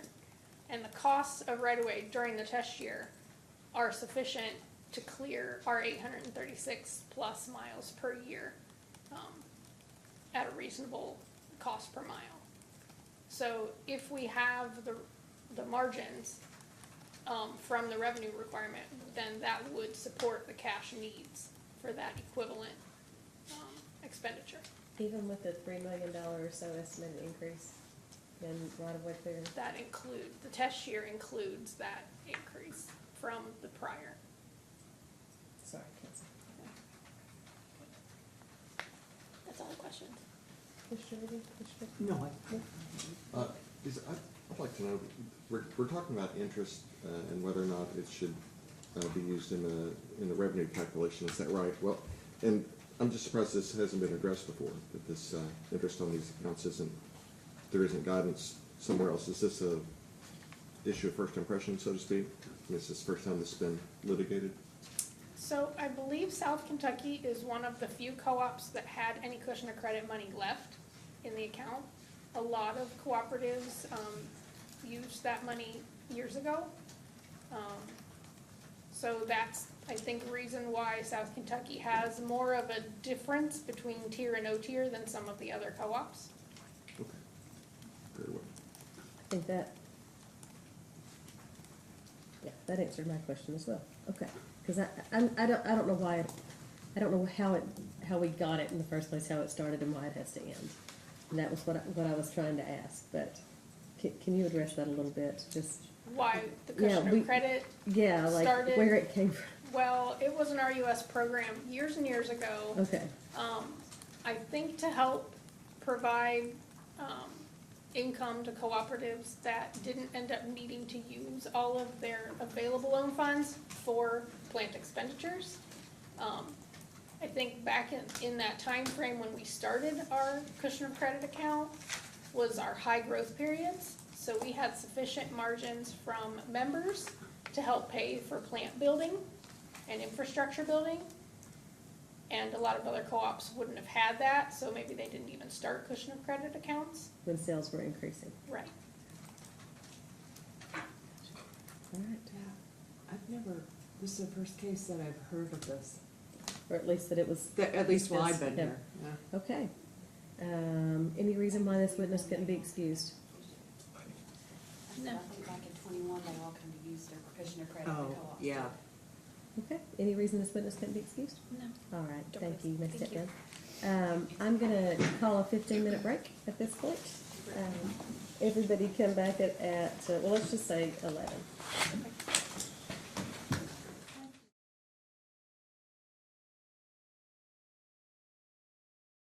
All right, welcome back, everybody. We are back on the record in case number 2024-00402. And counsel for the applicant, would you like to call your next witness? Yes, we would call Mr. Wilson, please. Mr. Wilson, would you raise your right hand to be sworn? Do you swear or affirm the testimony you're about to give is true and correct under penalty of perjury? I do, so. Please have a seat. Counsel. And Mr. Wolfram, could you please state your full name and employer and business address for the record? Yes, my name is John Wolfram. I'm principal and founder of Catalyst Consulting LLC. Business address 3308 Haddon Road, Louisville, Kentucky 40241. Thank you. And did you provide testimony and responses to data requests in this proceeding? I did. And today, do you have any revisions, amendments, edits, or any updates to any of your previously filed responses to data requests or your testimony? No, I do not. And is it your intention to adopt those responses and direct testimony and rebuttal testimony and have those incorporated into the record of this proceeding? Yes, it is. And Mr. Wolfram is available for cross. Okay. And counsel for the Attorney General? Hello, Mr. Wolfram. How are you doing today? I'm fine, Mr. Lacy. How are you? I'm doing great. Great. Mr. Wolfram, you accepted 8 of the Attorney General's proposed adjustments, correct?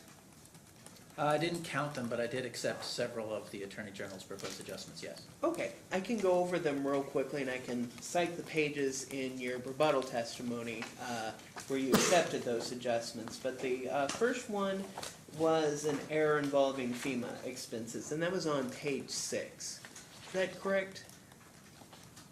Yes. And then there was a second adjustment that you accepted that was for amortization expenses, and that was on page 8, correct? Yes.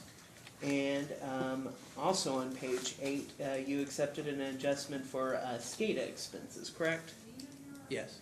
And on page 9, you accepted an adjustment for uncollectibles, correct? Yes.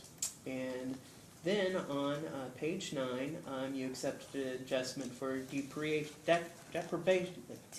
depreciation expenses. Sorry, and that was on page 9, correct? Yes, that's correct. And on page 9, you accepted adjustments for long-term debt expenses, correct? That's correct, yes. All these adjustments are items identified in discovery that I think that the company acknowledged in its responses required revision, and the Attorney General witness captured those in his testimony. Right. And then the final 2 are year-end customer adjustments and then also wage and health insurance premiums. And those would be on pages 10 and 11. Yes, that's correct. With these adjustments and rate rounding, South Kentucky's requested revenue increases has been lowered by around $351,635, correct? Yes, that's correct. You say on page 4, lines 12 through 14 of your rebuttal testimony, that the use of a 2.0 tier has proven to be insufficient for establishing margins for South Kentucky in its present circumstances, correct? Yes. Are you aware that Mr. Newton cited in his direct testimony on page 6 that the $6 million increase in right-of-way maintenance expenses was a significant part of the need for a rate adjustment for South Kentucky, correct? Yes. Do you disagree with Mr. Newton's statement? No. The $6 million increase in right-of-way maintenance expenses is significant, correct? Yes. The 2.0 tier that was previously awarded could not have factored in a $6 million increase in right-of-way maintenance expenses since it occurred after the last rate case, correct? That's true, but I did not, in my testimony, intend to connect the Commission's award of a 2.0 tier with what's transpired with right-of-way since the last rate order. The increase in the right-of-way maintenance expenses is the main reason that South Kentucky could not meet its tier and O tier for 2023 and 2024, correct?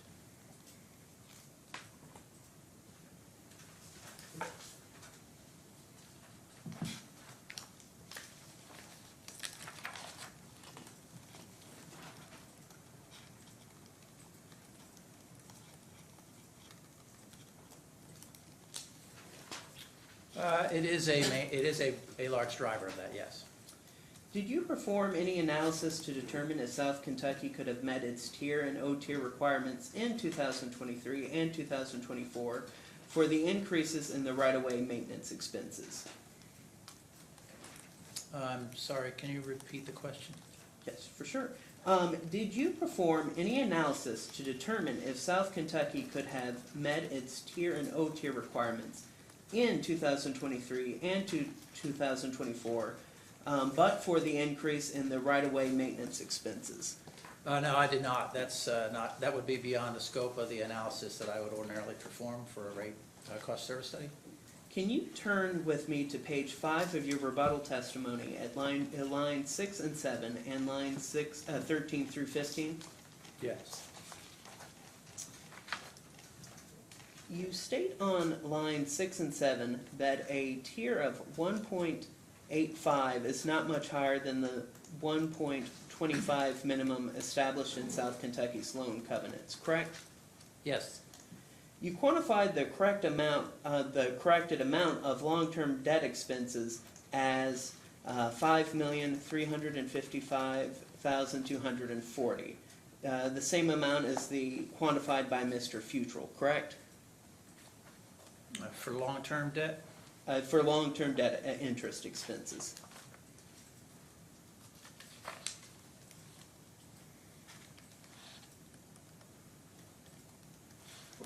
I'm sorry, can you repeat the number? Yes, I believe that would be $5,355,240. Yes, that number's correct. Do you recall that Mr. Futrell quantified the differences between the 1.85 tier he recommends and the 1.25 minimum tier applicable to loan covenants to be $3.2 million in an additional margin? I'll accept that as correct. You state in your rebuttal testimony on page 5, lines 13 through 15, that the Commission should not set tier close to minimum levels required by the lenders, and that by doing so would require South Kentucky to operate even more on the razor's edge than they already do today, correct? Yeah, that's absolutely correct. Do you consider $3.2 million a razor's edge amount of money? Well, I would say that, I don't know, but I would say this. Big picture, this is not complex. This co-op came in for a rate filing in 2021 and got awarded a 2.0 tier, along with instruction to increase its right-of-way expenditures such that, or activities such that it achieved a 6-year cycle. The co-op did those things. The co-op had a changeover of a CEO and a CFO since that time, and had it not been for that changeover, the co-op, in all likelihood, would have come in for this rate case sooner than it did, because its financials deteriorated so quickly in 2022 and 2023, when it didn't hit its tier or O-tier requirements from the lenders. And now you have a situation where to hit the 1.85 O-tier, which I consider a relatively low amount compared to what other co-ops across the country are awarded. This co-op needs more than $10 million in an increase in overall revenues just to be able to achieve that 1.85 O-tier. I think it's easy to be distracted by other factors that are involved here in the case, including things like the tornado or the cushion of credit or poverty ratios or other items that have been explored in discovery. But at the end of the day, this is not hard. To hit this 1.0 tier, whether it's from right-of-way trimming or whether it's for increased labor expenses or whether it's because of storm restoration, there are a lot of different drivers. They're all mixed in here when you bake the cake. This co-op's $10 million short of hitting a 1.85 O-tier. And the reason is its charges are too low. Bottom line, that's where we're at. It costs $30 a month, $31 on my rebuttal testimony, to serve every single residential customer. And an energy charge that is also higher than what the co-op is currently charging. So whether or not I consider Mr. Futrell's calculation of margin differences on tier to be significant isn't really the reason I'm stating that the company needs this money. It's much simpler than that. The rates are too low. They're too low. The cost of service study is plain. It's not even close. You can look at Exhibit JW2, reference schedule, Exhibit JW2. It's Exhibit JW3. My cost of service study results, the summary, page 1. And you can see $8 million revenue shortfall in the residential class alone, coming from other classes. And it's the only class with a negative margin. It's the only class with a negative rate of return. All the other classes are being charged more than they should be. And residential is not being charged what it should be. And the co-op's $10 million short of where it needs to be. Probably more than that. But using those metrics that the Commission has accepted in previous cases, we're $10 million short. So at the end of the day, that's what's happening.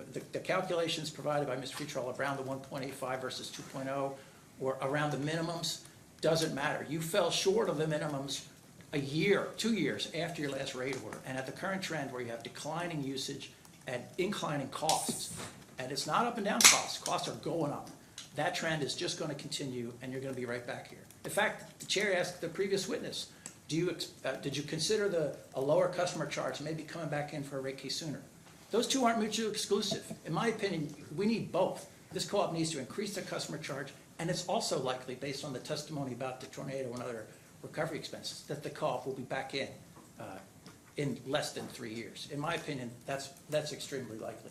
So my answer to your question is, I don't know, but I also think it doesn't matter, because that is not what this case is about. This case is about the fact that this co-op's rates are way too low, and they have to be increased in order for this co-op to meet, without any shareholder component. This is a not-for-profit entity, these co-ops.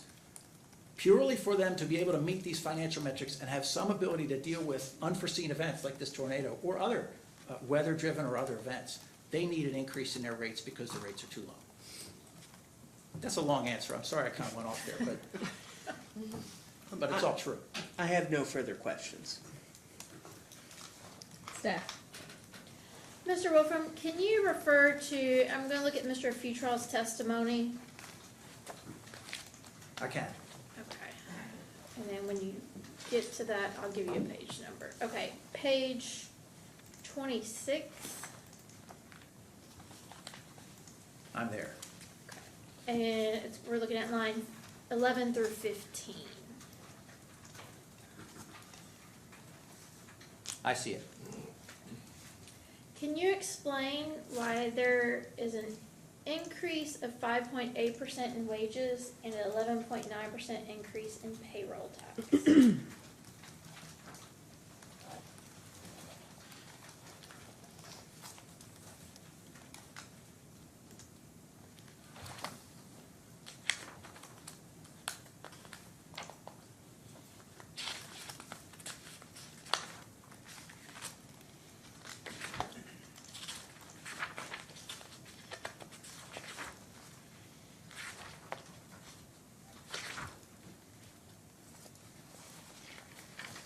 Bear with me, Okay.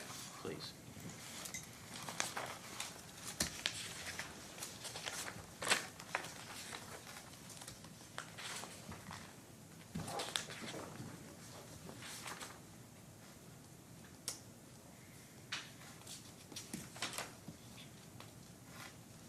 I don't think I can. I'd be happy to take that as a post-hearing data request, but I am not able to answer that right now. Okay.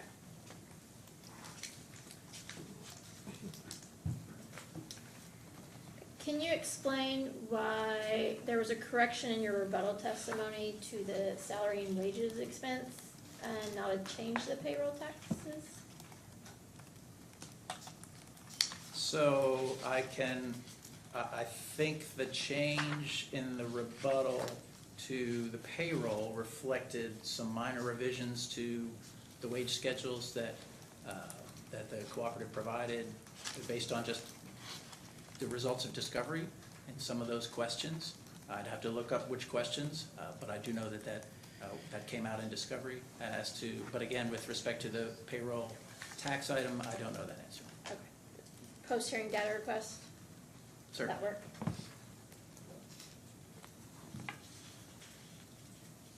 And with Ms. Bessinger, I had talked about the potential of post-hearing data request to be able to do a side-by-side comparison of the current rates on non-recurring charges, on various non-recurring charges, and the proposed rates. Would you be able to provide that side-by-side comparison, or is the information just not available to do so?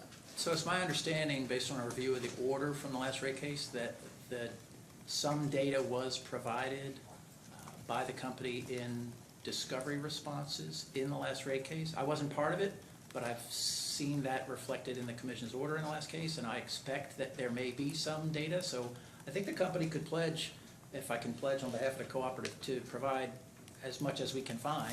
Okay.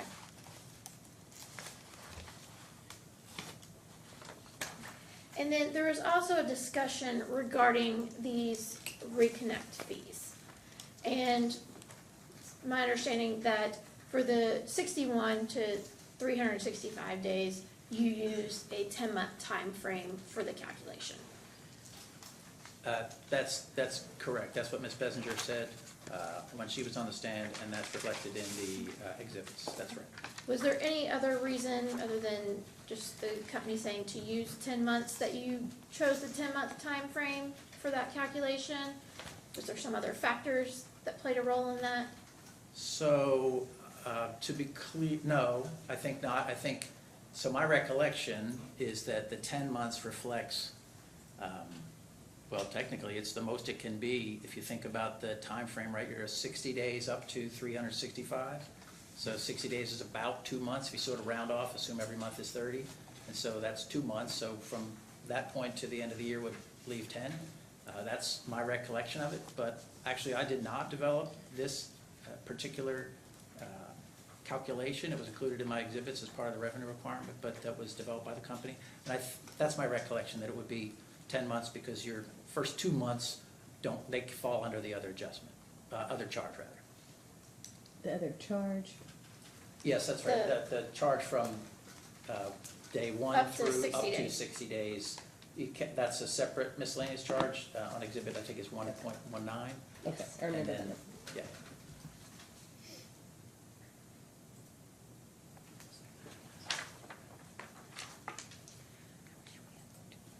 I think that's all the questions I have from Mr. Futrell, or Mr. Wolfram, sorry. Commissioner Wood, No other questions. Commissioner Reagan. Good morning. Good morning. So you just talked about being $10 million short, correct? Yes. Okay, because the rates are too low. And this morning, I think the AG's office talked about the poverty levels in each of the counties. Yes. I wanted to get your thoughts on if they're 10 million short with what they're charging today, and rates get raised to residential customers, but they can't pay them, what happens then? Well,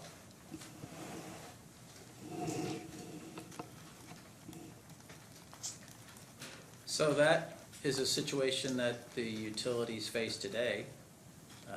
That's not a new issue. The utilities have measures in place, and not just the utilities, but even the governments, federal and state, have measures in place for assisting customers with energy payments that they can't reach. The LIHEAP program, which is administered, I think, through community action agencies, provides assistance to those customers. The cooperative allows or affords customers additional time for payment arrangements when they are struggling to meet and are unable to pay the full bill of the amounts. These aren't new challenges, and they really point to larger public policy issues about what do you do with poverty? How do you handle poverty? And the utility arguably shouldn't be different than, the grocery or the gas station with respect to things that people need that they may or may not be able to afford. The utility has steps in place, and they will continue to have those steps. Maybe there's other things that the state or federal governments could be doing with respect to assistance for these customers, but none of those things are really tied to the utilities' costs. They're already doing as much as they can to minimize those costs.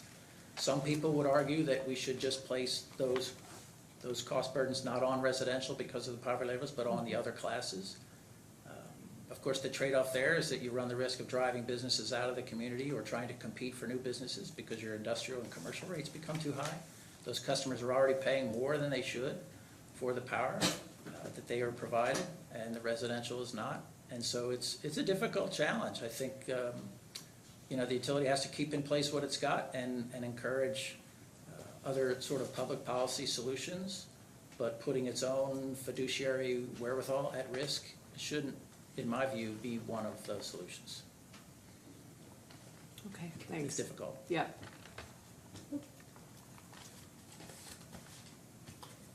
Philosophical questions, I Yeah, guess, sorry. but to continue them.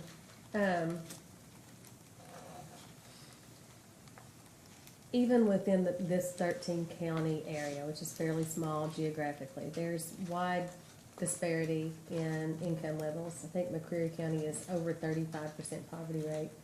One of the others, maybe it was Pulaski's, like 17% poverty rate.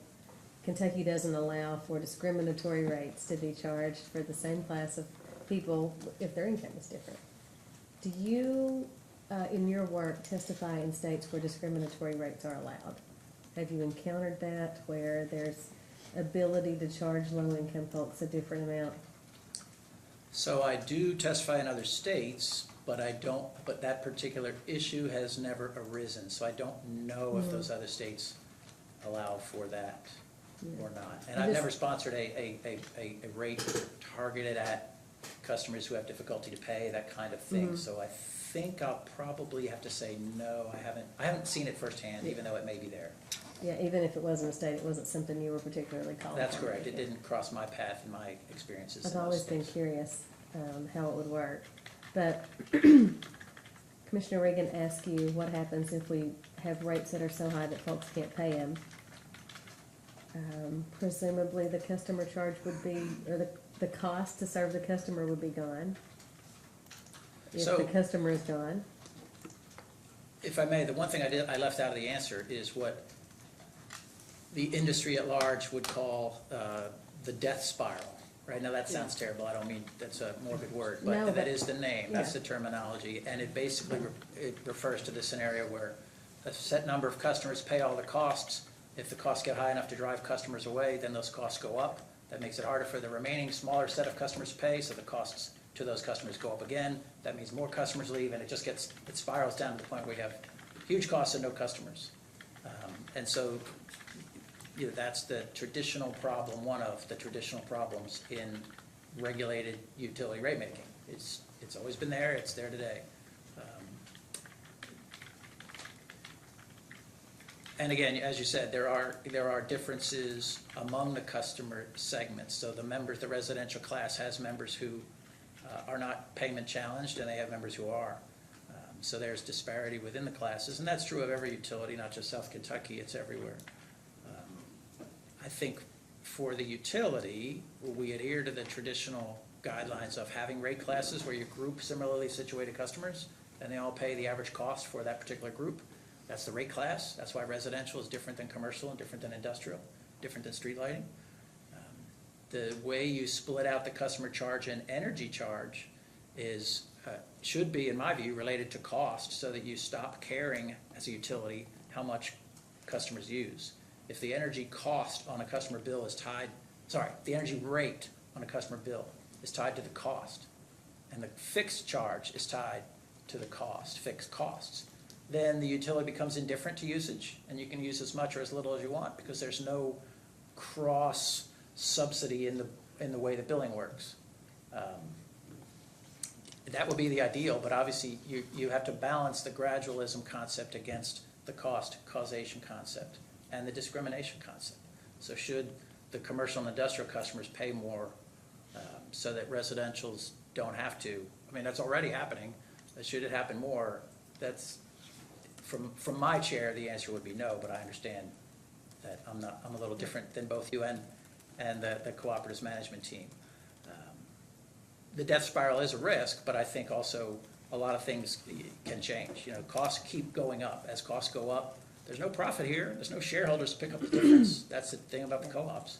So you don't have a lot of choices to address this subsidy. And honestly, even this change doesn't address it all the way. Even at the end, if the company got everything they asked for, the residential is still going to be short. subsidized by Right. the other classes, by law. So,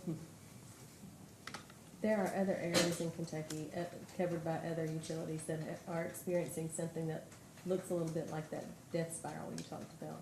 And it's largely due to loss of population. There's just fewer customers in the same amount of lines. But it makes me think about how the cost of service study works. Like, presumably there's no cost to serve those customers that are gone, but there definitely is, right? Like, there's definitely still lines to maintain. Yeah, that's correct. And that's a big part of, I think, what is driving the push across the country to rectify these fixed charges. Commissioner Wood asked, is this something of Ms. Bessinger, is this something other co-ops are doing? The answer is absolutely yes. And Kentucky's got some of the lowest customer charges in the country. I've got clients in Indiana and Colorado with $40, $50 customer charges, because that's the cost. It costs to put, and the weather events like this tornado aren't helping, because then you have to pay money to restring conductor or to put up new poles or other sorts of fixed costs that don't vary with how much a customer uses. You talked about control of the bills. That's a huge deal to the consumer, but the split between the customer charge and the energy charge for a lot of customers, you know, it's like when you go to the drive-thru and you buy lunch and you get your drink and your dessert and your sandwich, and you don't worry if is the drink $2, is the drink $1. If the drink were $1 more, would you care if the whole bill doesn't change? I think a lot of the time it's the overall bill impact that matters here. And the control piece, it would be nice to be able to have customers have more control of their bill. But the way it affects the utilities costs, it should only relate to the customer's energy charge on their bill. They could save all the power they want. It only saves the co-op the energy charges for that purchase power from East Kentucky. It doesn't make the co-op spend less on a transformer or on a meter or on a bill that they send out every month, this postage for a bill. So the customer shouldn't have more control over that, because it's not changing the cost of the utility. So the control question is a tough one too, because you'd like to be able to say, I can get my bill to zero by using no power, but that is not true, because the utility has to spend money to be able to serve you every single month. I definitely see why from the utilities perspective, and that's the perspective from which you're testifying, Right. that becoming completely indifferent to how much energy is used might be a goal. Ideally, I mean, I But- recognize realistically, But it's, from a customer's different. perspective, you know, they do completely lose that control, and there's no way to do anything about lowering their bill. And then also from a policy perspective though, because we have to consider that as well, like, that is definitely not encouraging conservation of energy. It would encourage everybody to put their thermostat at 66 degrees all summer and 74 degrees all winter and be nice and toasty warm, and then capacity would just continue to rise. How would you address that policy argument? so I think, I'm not sure I agree with that. Well, okay, I agree with parts of that, and I disagree with parts. In my view, the incentives for using more or using less, we can't operate under the premise that the incentives people have today are appropriate, because today, they're not appropriate. Customers are over-incented, and we don't want customers to be over-incented or under-incented, based on the actual cost, what the cost of service study shows. So right now, the customer is, well, let's look back, let me step back. The way I can frame this up in my mind is from Okay. history. So when I first started doing this work a long time ago, customer charges were low, but it didn't matter, because the country at large was in a growth scenario, and consumption was going up every month. And so the utility could have an energy charge in place and a customer charge that was $10, be easy, let's just say $10, a low customer charge. And it wouldn't matter, because the utility would make it up on the energy charge, because people were using more and more and more every year, every month. And now, since certainly in the last 5-10 years, that's changed. And that's why these utilities are having to respond, because now they care. They're not making it up on energy. And so the utility is saying, oh, I have to make adjustments here to send a better price signal to the consumer. And before, the consumer didn't care and the customer didn't, and the utility didn't care, but now they do care. And the consumer should care too, because you should be able to the best bill, the best incentives you should have, if utility rates are set based on costs, then the incentives should be aligned with those costs. And so, to me, that's why I think it's the public policy is best to send the best price signal you can to the members, to the customers. And that means splitting out, for the residential, it's into two parts, the customer charge and the energy charge. For the larger classes, it's three, where you have a demand component split out from the energy and customer charges. And those are the best kind of price signals you can send. And so the problem I think I have with that whole idea is the premise that the incentives that people are getting today are appropriate, because I don't think they are. And by being over-incentivized, you think that's because their customer charges are so low? That's correct. And in this case, actually, it's the energy charges low too, because they could both go up.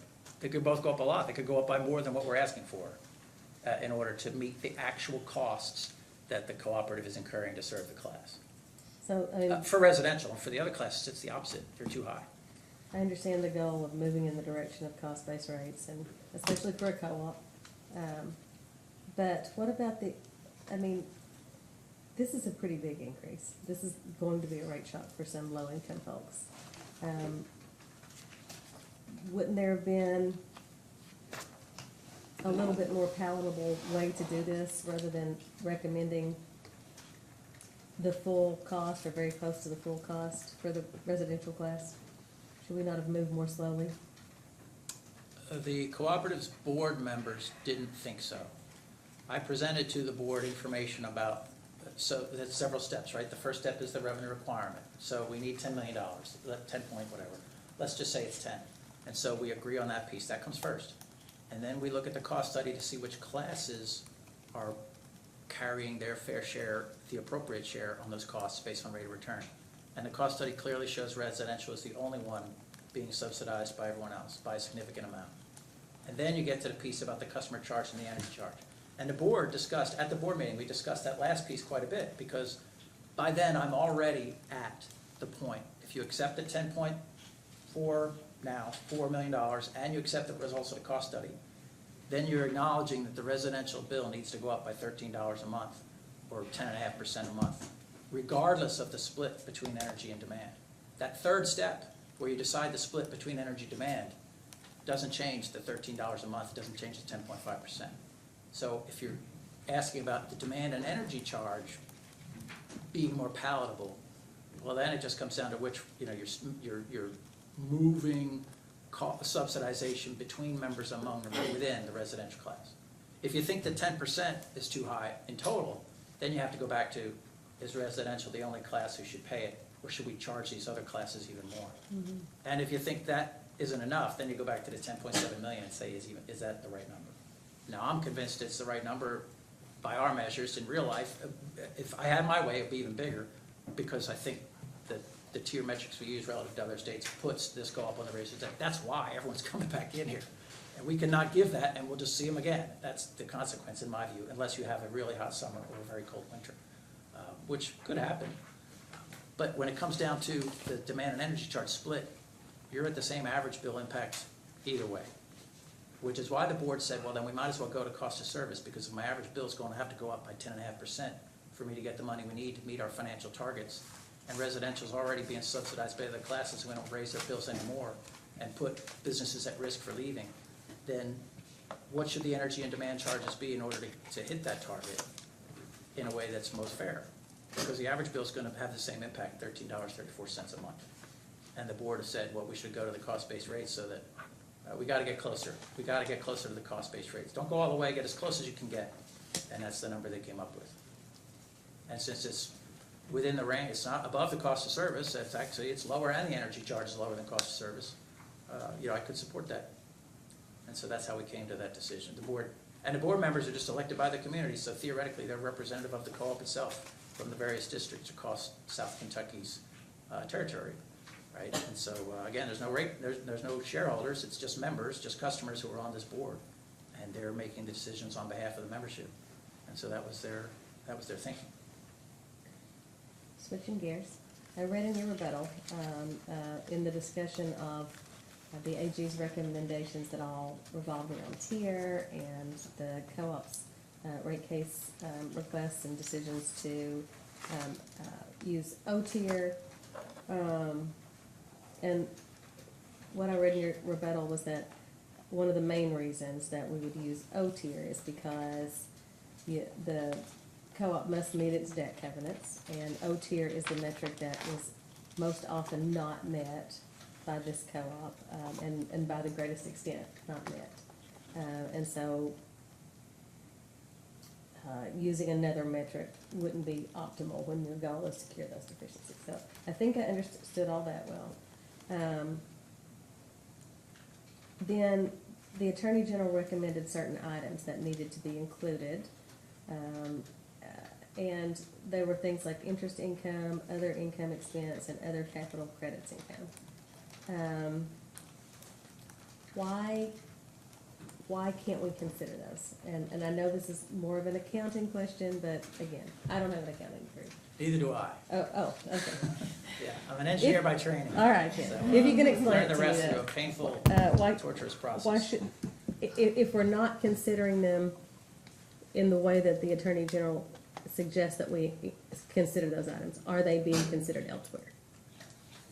So here's how I would characterize that question. And honestly, I think I took the Attorney General's arguments to be tantamount to saying, use tier instead of O tier. Because the O tier, because the O stands for operating, it excludes the non-operating income. And all those items mentioned in the AG's testimony are, I think, and I think Ms. Bessinger agreed, are non-operating items. So the co-op has the two different metrics, tier and O tier, and the O tier is operating only, so it doesn't include those non-operating margins. And again, this is something else. Historically, in the past, it really didn't matter so much to co-ops because they were very close. The margins calculated on tier and the margins calculated on O tier were very often, a 1.85 might be equivalent to a 2.0 tier, a 1.85 O tier, because there were such a small number of non-operating margins. But that number's gone up as G&T capital credits or cash paid back from the lenders through their patronage capital, or interest. I guess interest rates are higher. Maybe that's a driver that on some of the money that, as Carrie explained, they set aside each month and get a little bit of interest on. That income has increased over time, and so that's driving a bigger difference between tier and O tier. But I think the argument from the AG to include those items is effectively the same as saying use tier instead of O tier. Because that's what the difference between tier and O tier is. It removes those very same non-operating margins when you go from tier to O tier. Are they ignored and excluded, or are they considered elsewhere? They are, if you develop margins based on O tier, they are not factored into the calculation of the utilities rate increase. So in the streamline, they're treated just like the G&T capital credits, which the commission does exclude from tier. It's like the only thing they do carve out. It's also kind of a non-operating income, but they carve that out in, traditionally have removed that from tier calculation in commission rate filings. But if you go to O tier, like we do under the streamline regulation, you kick out that plus all of the non-operating income. Such as that cushion. The cushion of credit, Cushion of credit. and actually I think. But that's that gonna all be comes out. obsolete fairly soon. Yeah, that's going away, that's gonna be gone. Bent Yeah. down I mean, and South then, Kentucky is one of the only co-ops that has any of that left, and it can't increase, it can only decrease, and it's, by the time these rates go into effect, it will have decreased even further than Ms. Bessinger said it is today. So from a prospective basis, that should be out, if you ask me. gotcha. Yeah. And actually, if I can add just one little thing, Ms. Hall asked earlier about are these numbers in our calculations? We do show them on Exhibit JW2, page 1. They're listed in here. Those non-operating incomes are all on their lines 26 through 30. But then whether you use them or not for the margins comes down to which row you pick the margins from. Is it the O tier row or is it the tier row? They're all they're shown, but if you're using O tier, they won't be included in that calculation for margins. Because they're not really under control, they don't relate to operations, it's just interest income that you may or may not have in the future that you don't get to take some executive action to adjust. So that's why. That's the reason. Okay, further questions from the commissioners? Sounds like there was a little bit of a windfall with the increase in interest rates the last couple of years, and so what would have been a very minor amount of interest has turned into a substantial amount, and that could also go away as quickly as it showed up. Is that right? I think that's true. And eventually, if interest rates stayed high, that amount could get big enough where nobody could ignore it anymore. But right now, it seems like it's relatively minor compared to other revenues and what the expenses are. Is that fair to Except say? for the cushion of credit, because that's absolutely going away. Otherwise, I think you're right. Of course, that trades off against the inflation of on the expense side. So maybe they're related, I don't know, but I agree with what you said. Gotcha. Okay, and now I found those non-operating costs in your JW2. Okay. Understood. All right, redirect. I don't believe we have any, thank you. Okay. Any reason why this witness couldn't be excused? Thank you, sir. Thank you.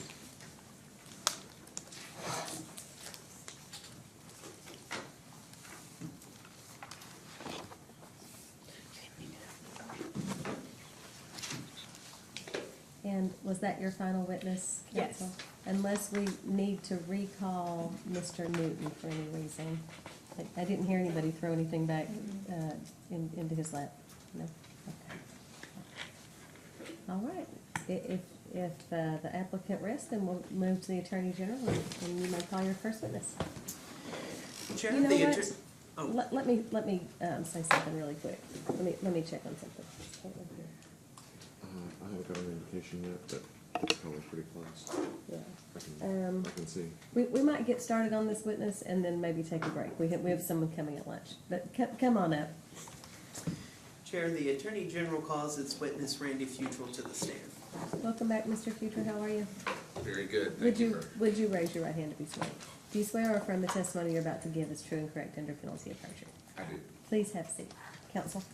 Mr. Futrell, can you please state your full name for the record? It's Randy A. Futrell. What is your business address? It's 570 Colonial Park Drive, Suite 305, Roswell, Georgia, 30075, and that's under the company J. Kennedy and Associates, Inc.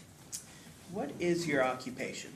I'm the Director of Consulting for J. Kennedy and Associates, Inc. Did you cause direct testimony to be filed in this case? Yes.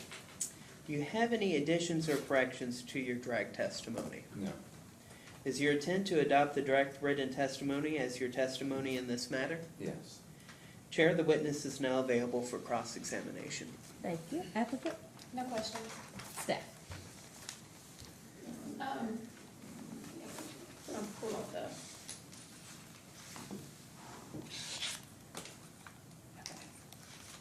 Okay. Okay, Mr. Futrell, this is an exhibit that you, filed in your testimony.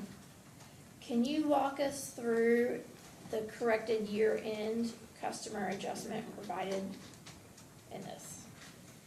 And that the AG ultimately decided not to recommend? Can you And, walk us through your calculation? For the year-end well, customer adjustment? I'm starting with, Oh, did Are we I? on the wrong Yes, sheet? I did. You did? Yes. She was asking if I'd sworn you in. No, Thank- no, okay. not him. Oh, The one Mr. Wolfram.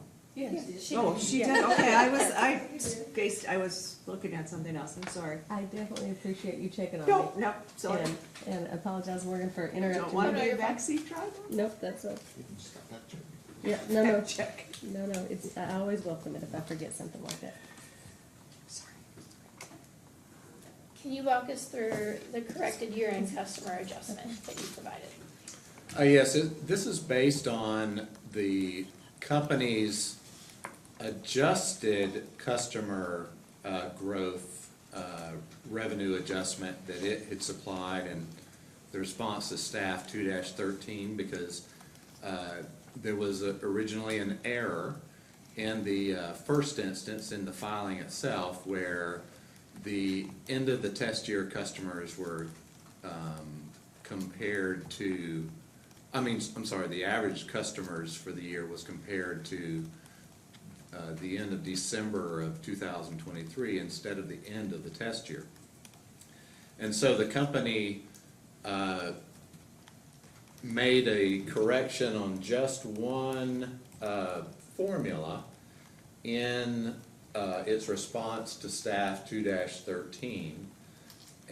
But unfortunately, that formula did not include any changes in customers from one class to the other. And I explained this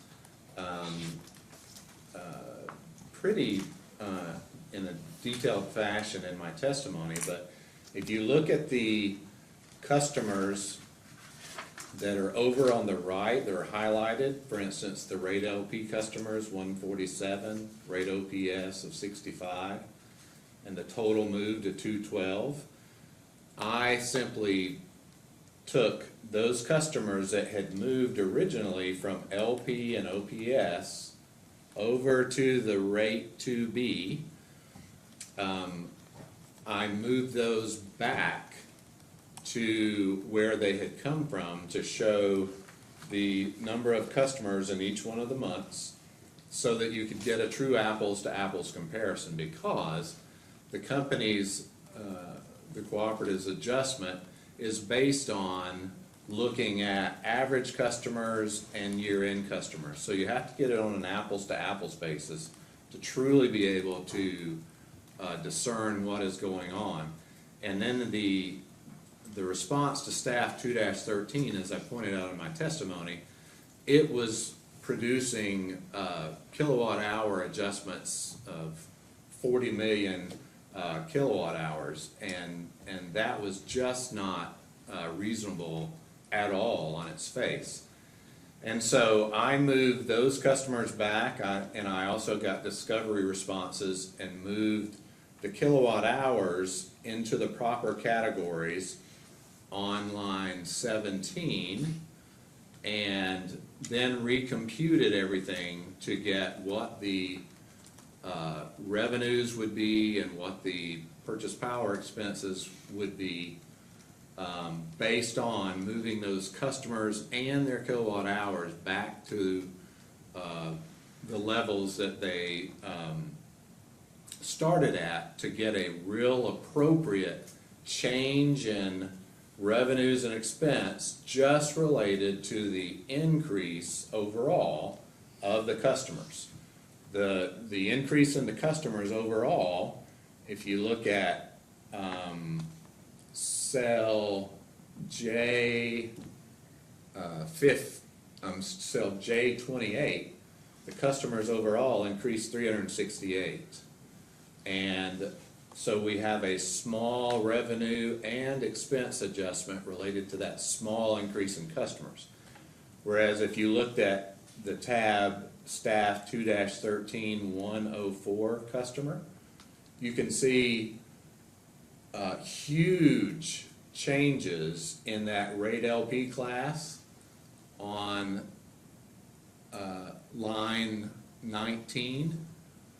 You can see those, and those are they're just absolutely unreasonable based on an increase in overall customers and basically virtually no increase or decrease in the B, LP, and OPS rate classes.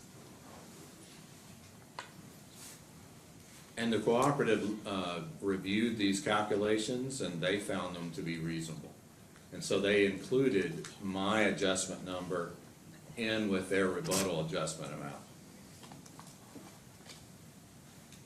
But if you don't do this adjustment, then you would be increasing the company's revenue requirement by $1.3 million for really no reason at all.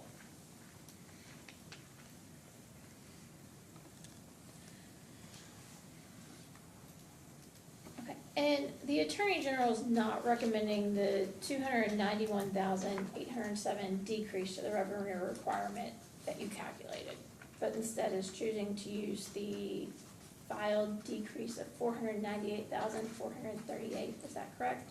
I stated this in my testimony that I didn't know what the commission would do or not do with the increase. The company originally said it wasn't going to refile its case to get this additional $1.3 million. And so I just went ahead and made the calculation and said, well, if the commission decides to change the error as the company proposed in its staff 2-13 data response, then it would need to change it to the level that I cite here. I didn't know legally if there was some prevention with a rate increase related to the customer counts above what the cooperative had originally filed. And so I chose just not to put it in my table of adjustments, but also say that if the commission wanted to correct this calculation, that it needed to change it from the as filed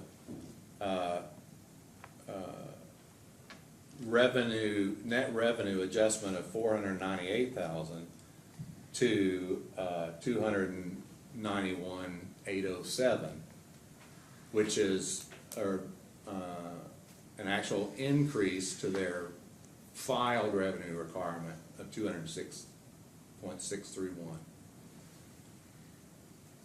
So would your recommendation to be to use the amount that South Kentucky originally proposed, or to use the 291,000? I am leaving that up to the commission's discretion. I'm not sure, like I said, I'm not sure if the commission has the availability to make an increase with this or not.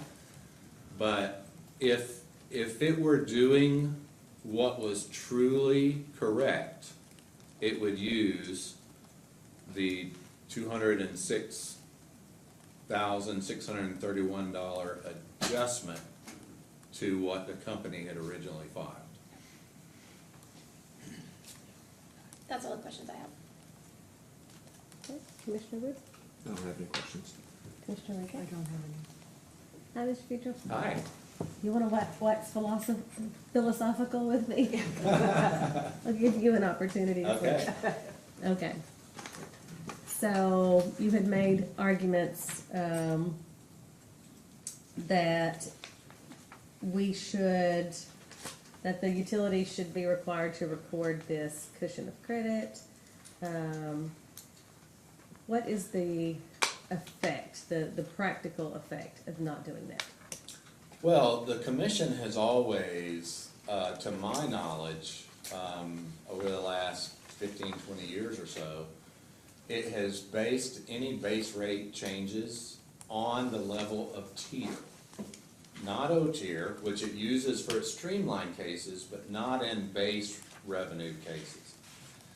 And so tier, as Mr. Wolfram described, necessarily includes all those 3 or 4 line items, Non-operating. non-operating, but I would suggest they're not non-controllable, and I'll describe that more. But it has always used the tier to calculate base revenue increases, and it's always included those. And as it was described by the cooperative witnesses this morning, yes, South Kentucky is probably the only cooperative left that has any cushion of credit interest income, and that's because before the managers that are here now came into their positions, the decision was made prior to 2021 that it was going to keep some of its cushion of credit funds available to continue earning interest income, to continue using the way it had done before. Whereas all the other cooperatives decided at that point, because they had a window of time that they were allowed to reduce their long-term debt and their long-term debt interest expense via these cushion of credit deposit amounts. And so all the other cooperatives did, but South Kentucky did not.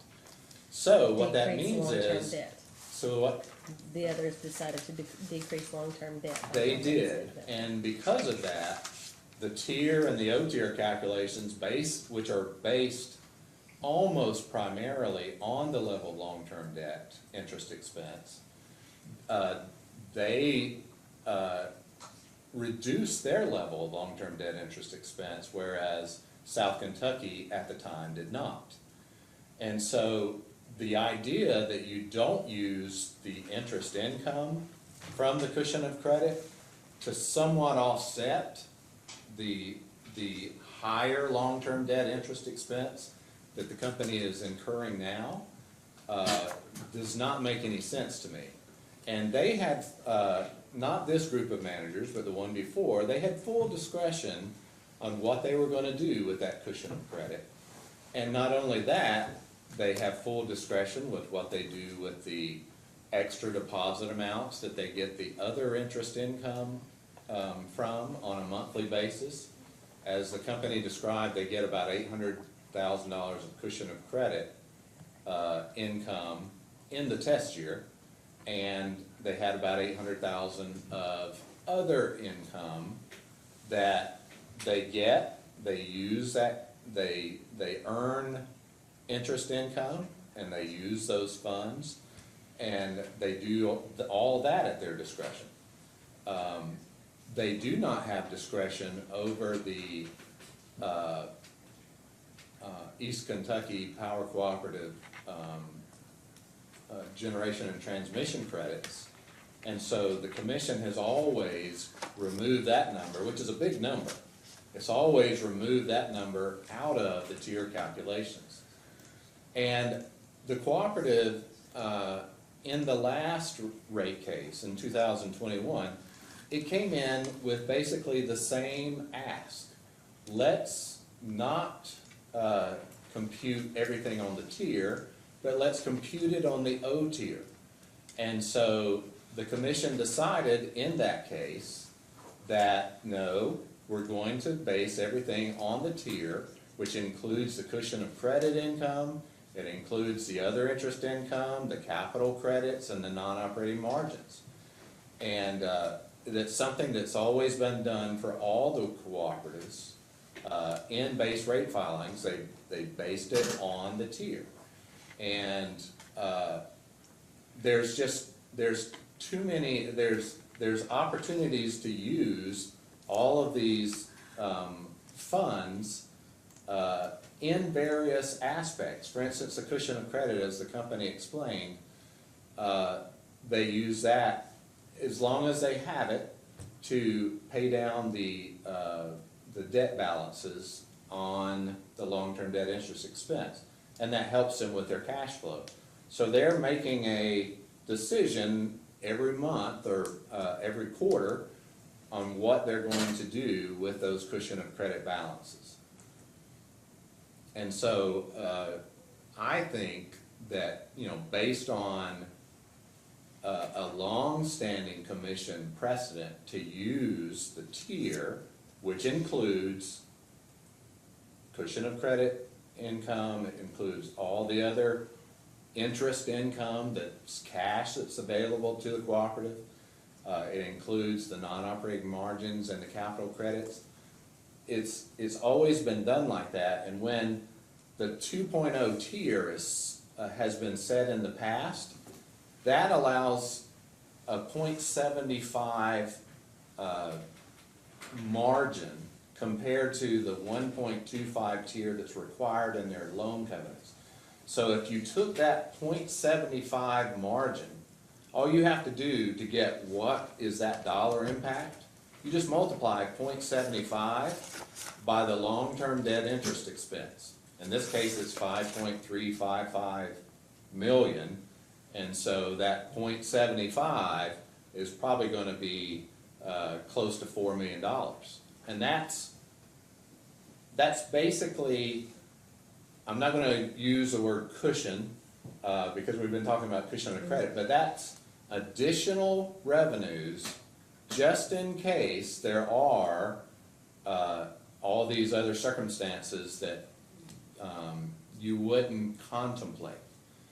For instance, the commission, when it set rates on the tier in the last case, even though it said for the road maintenance, we want you to go to a cycle trimming, because what had happened in the past is they were only doing trimming on an emergency basis, so they were only spending $1 to $2 million a year on any kind of cycle trimming. And so the commission at that time said, we want you to go to a cycle trimming of 5 or 6 years. But at the same time, there was nothing added to the revenue requirement or rates at that time to go from basically no cycle trimming up to a 6-year trim cycle.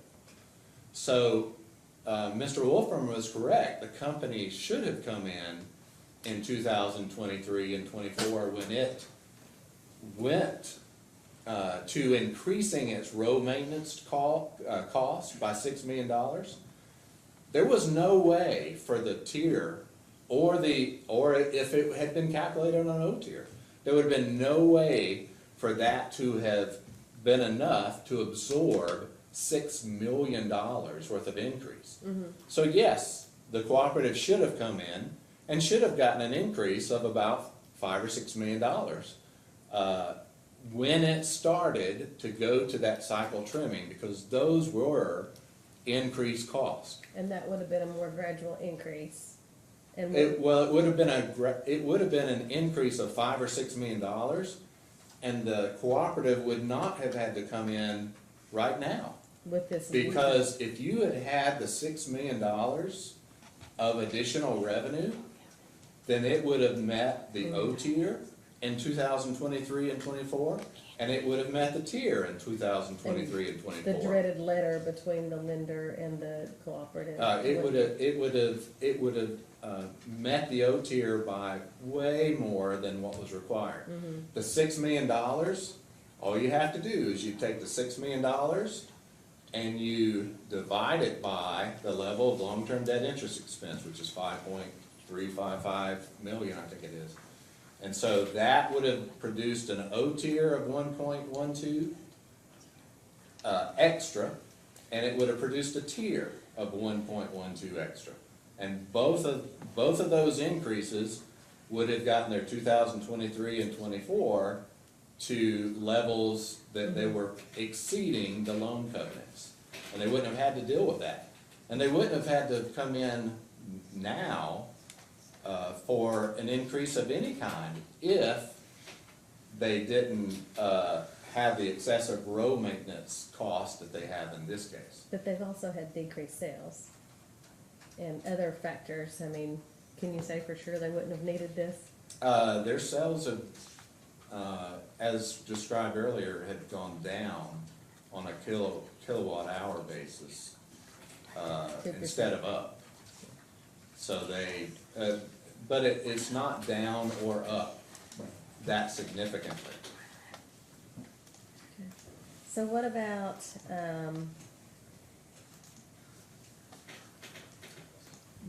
the co-op's argument that O-tier is the best way to come in and present their rate case because that is the metric that is important to their lender?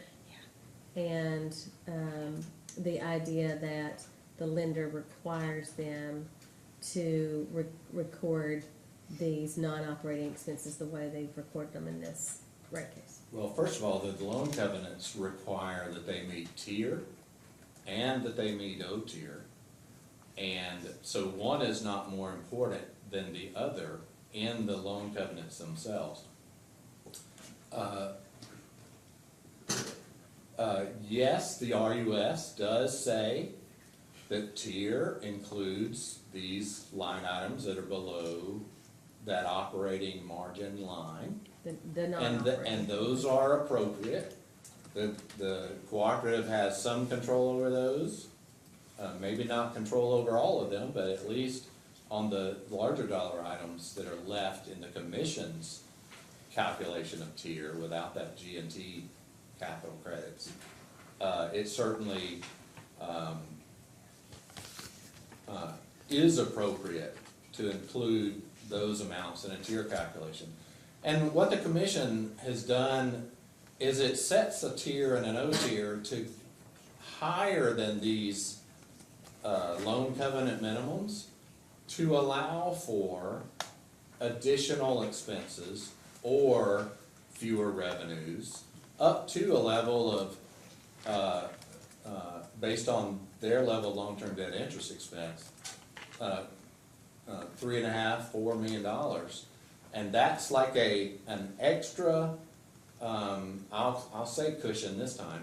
It's an extra cushion to allow for extra expenses or fewer revenues in one year or the other.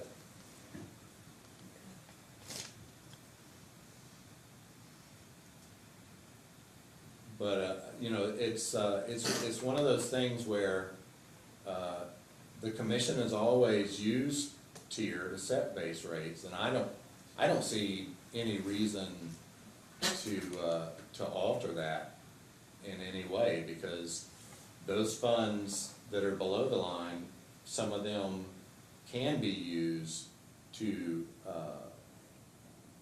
for various purposes. And the fact that they have the cushion of credit income means that they have a higher interest, long-term debt interest expense than they would have, but for the cushion of credit income. So, the loan covenant requires 1.25. Right. They're asking for 1.85. They're asking for a 1.850 tier, and the loan covenants require 1.10 Gotcha. O tier. Oh, tier, okay. With increased volatility, what's wrong with having a cushion? Oh, there should be a cushion.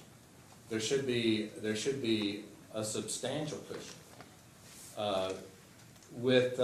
There's only two states in the country that I'm aware of that actually regulates cooperatives. Right. Mississippi being one. Is it Louisiana? Louisiana, Yeah. I'm sorry.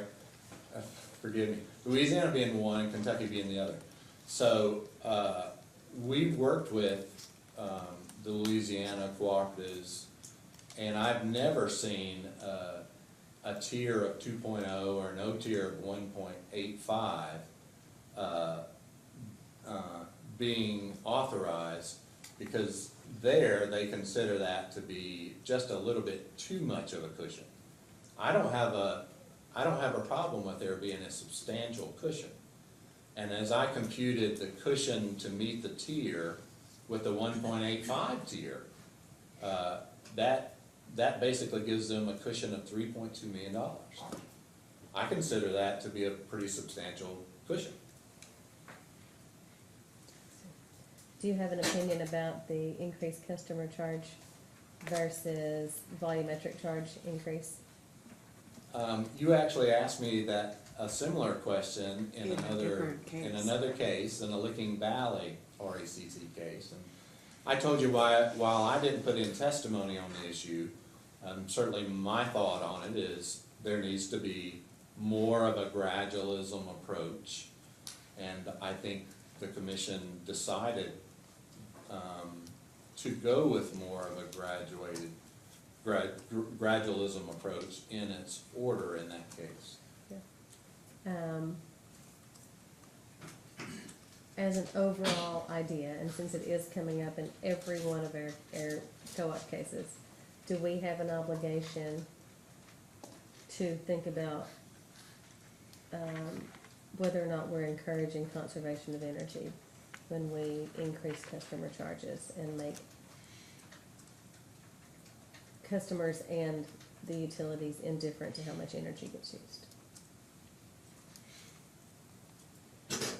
I'm not convinced that in Kentucky, without the advancement of the meters that could tell customers a lot more about what it's using throughout the month, I'm not sure that the customers would see that difference. They're looking at what is the overall bill. But it's those customers that have little kilowatt hours that are now having to pay for a customer charge that is much higher. They're seeing an increase there, and yet their power consumption may have been zero or close to zero. Yeah. So it's, but that's a segment of your customers, but I think for the majority of them, they may not know the difference. If Mr. Wood is careful and sets his thermostat higher in the summer and tries to do his part to keep energy consumption down, and then I am reckless and do everything wrong and leave the doors and windows open and the air conditioning cranked up, and there's no incentive for me to do otherwise. I guess that's what I'm asking. Well, you're still gonna have an energy charge, and so you'll still wanna cut it down when you can, but certainly you might get a little bit more of this rate increase or Mr. Wood might get a little bit more of this rate increase for energy that he didn't use, whereas you might have used it. And, so that's what the customer charge does, is it, basically, it just takes some of the responsibility, Yeah.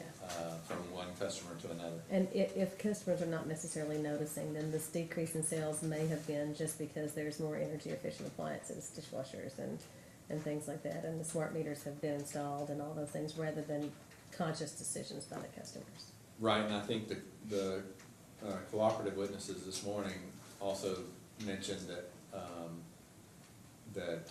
weather patterns were a little bit milder, lately too, so that Degree could come into days? play. Was that the term? Degree days, yes. All right. Redirect. I do actually have a question on something you just testified to. When you said that if the cooperative, based on their right-of-way, when the commission's order in the last case came out and told them to go to a 5 or 6 year cycle, if they had came in 23 or 24, they should have gotten $5 to $6 million just for right-of-way. Right. But in this case, in your testimony and what you're sponsoring is only a 5.2 now. Why are you only out doing a 5.2 That when they was- could have gotten 6 million 2 years ago? That was based on a 2.0 tier. If my testimony was based just on a 2.0 tier, it would be right at $6 million. And when you're saying the 2.0 tier, and the difference in this case is they need more money to meet a 1.850 tier than they do a 2.0 tier, correct? That's why you say it's a decrease. They do in this case, yes. In this case, they would need more for the 1.85. Right, So because, these- because the tier, they're saying it should be 2.3. Okay, I've never heard of a tier of 2.3. so if it's based on a 2.0 tier, which is what their rates are currently based on from their last rate case, and they're not meeting that O tier metrics, they've had to send that letter to RUS saying we've not met it, is basing it on a 2.0 tier, it's not gonna give them the 1.850 tier, correct? It's gonna be a lower it's gonna be a lower As I O tier said than in the my 1.85. As I said in my testimony, a 2.0 tier would be a 1.56 O tier.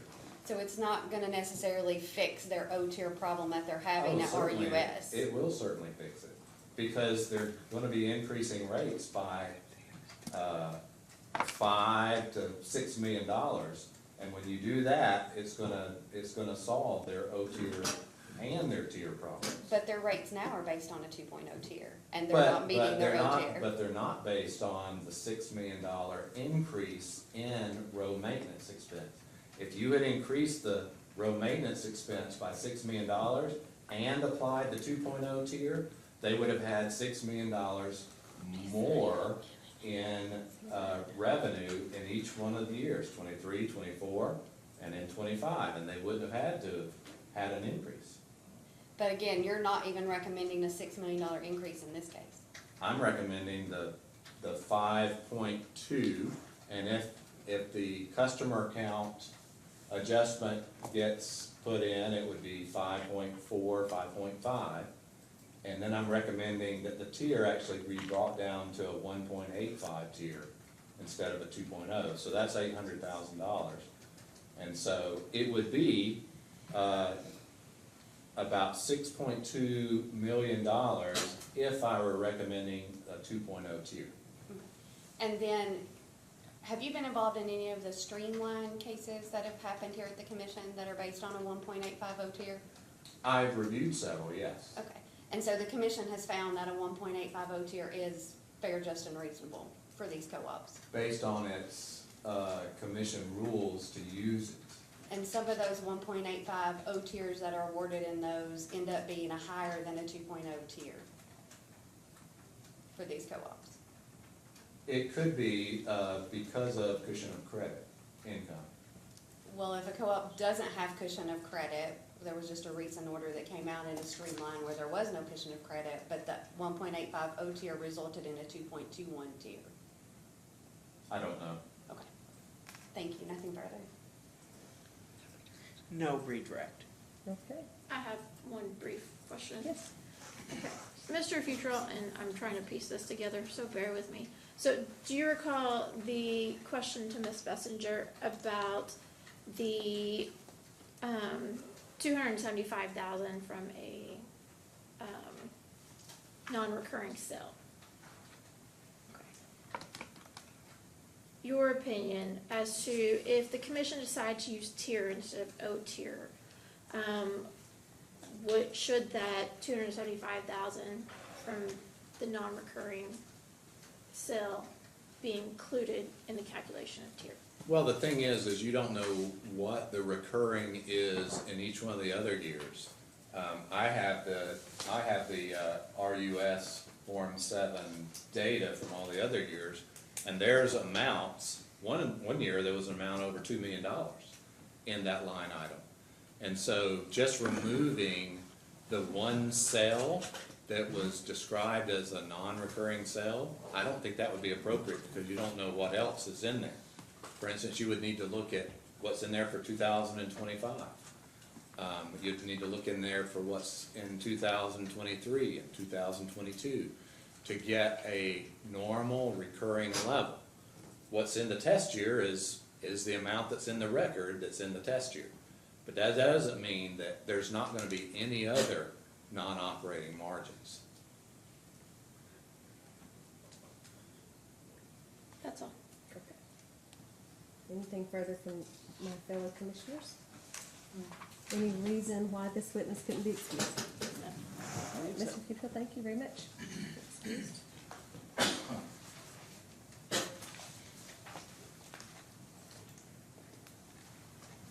I don't think we had any exhibits today that we needed to admit, right? The one from staff was already in the record? Yes. Okay.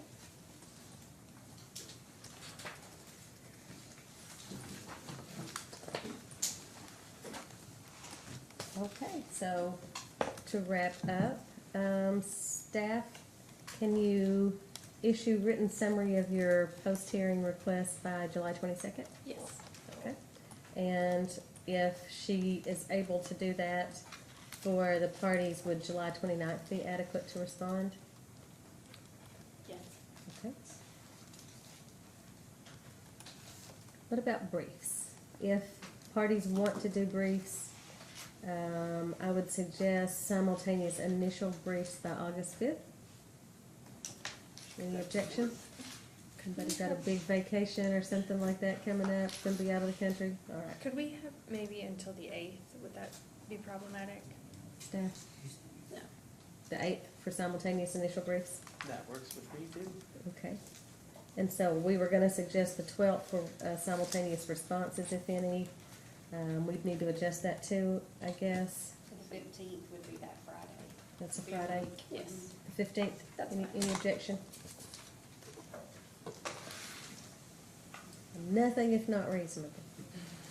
All right, and then final order is just gonna be due as soon as possible. And just a reminder, I know the parties are aware, but we will not make the suspension date on this. We had to adjust the procedural schedule for South Kentucky to get DR questions in from the AG early on in the case. So it's just a reminder to the commissioners that the suspension date is actually August 5th, if I recall correctly, so it's impossible for everything to be done by then. Any So- questions about that? No, if they decide to put rates into effect, we'll file something saying it's gonna be Thank subject to refund, so. Okay.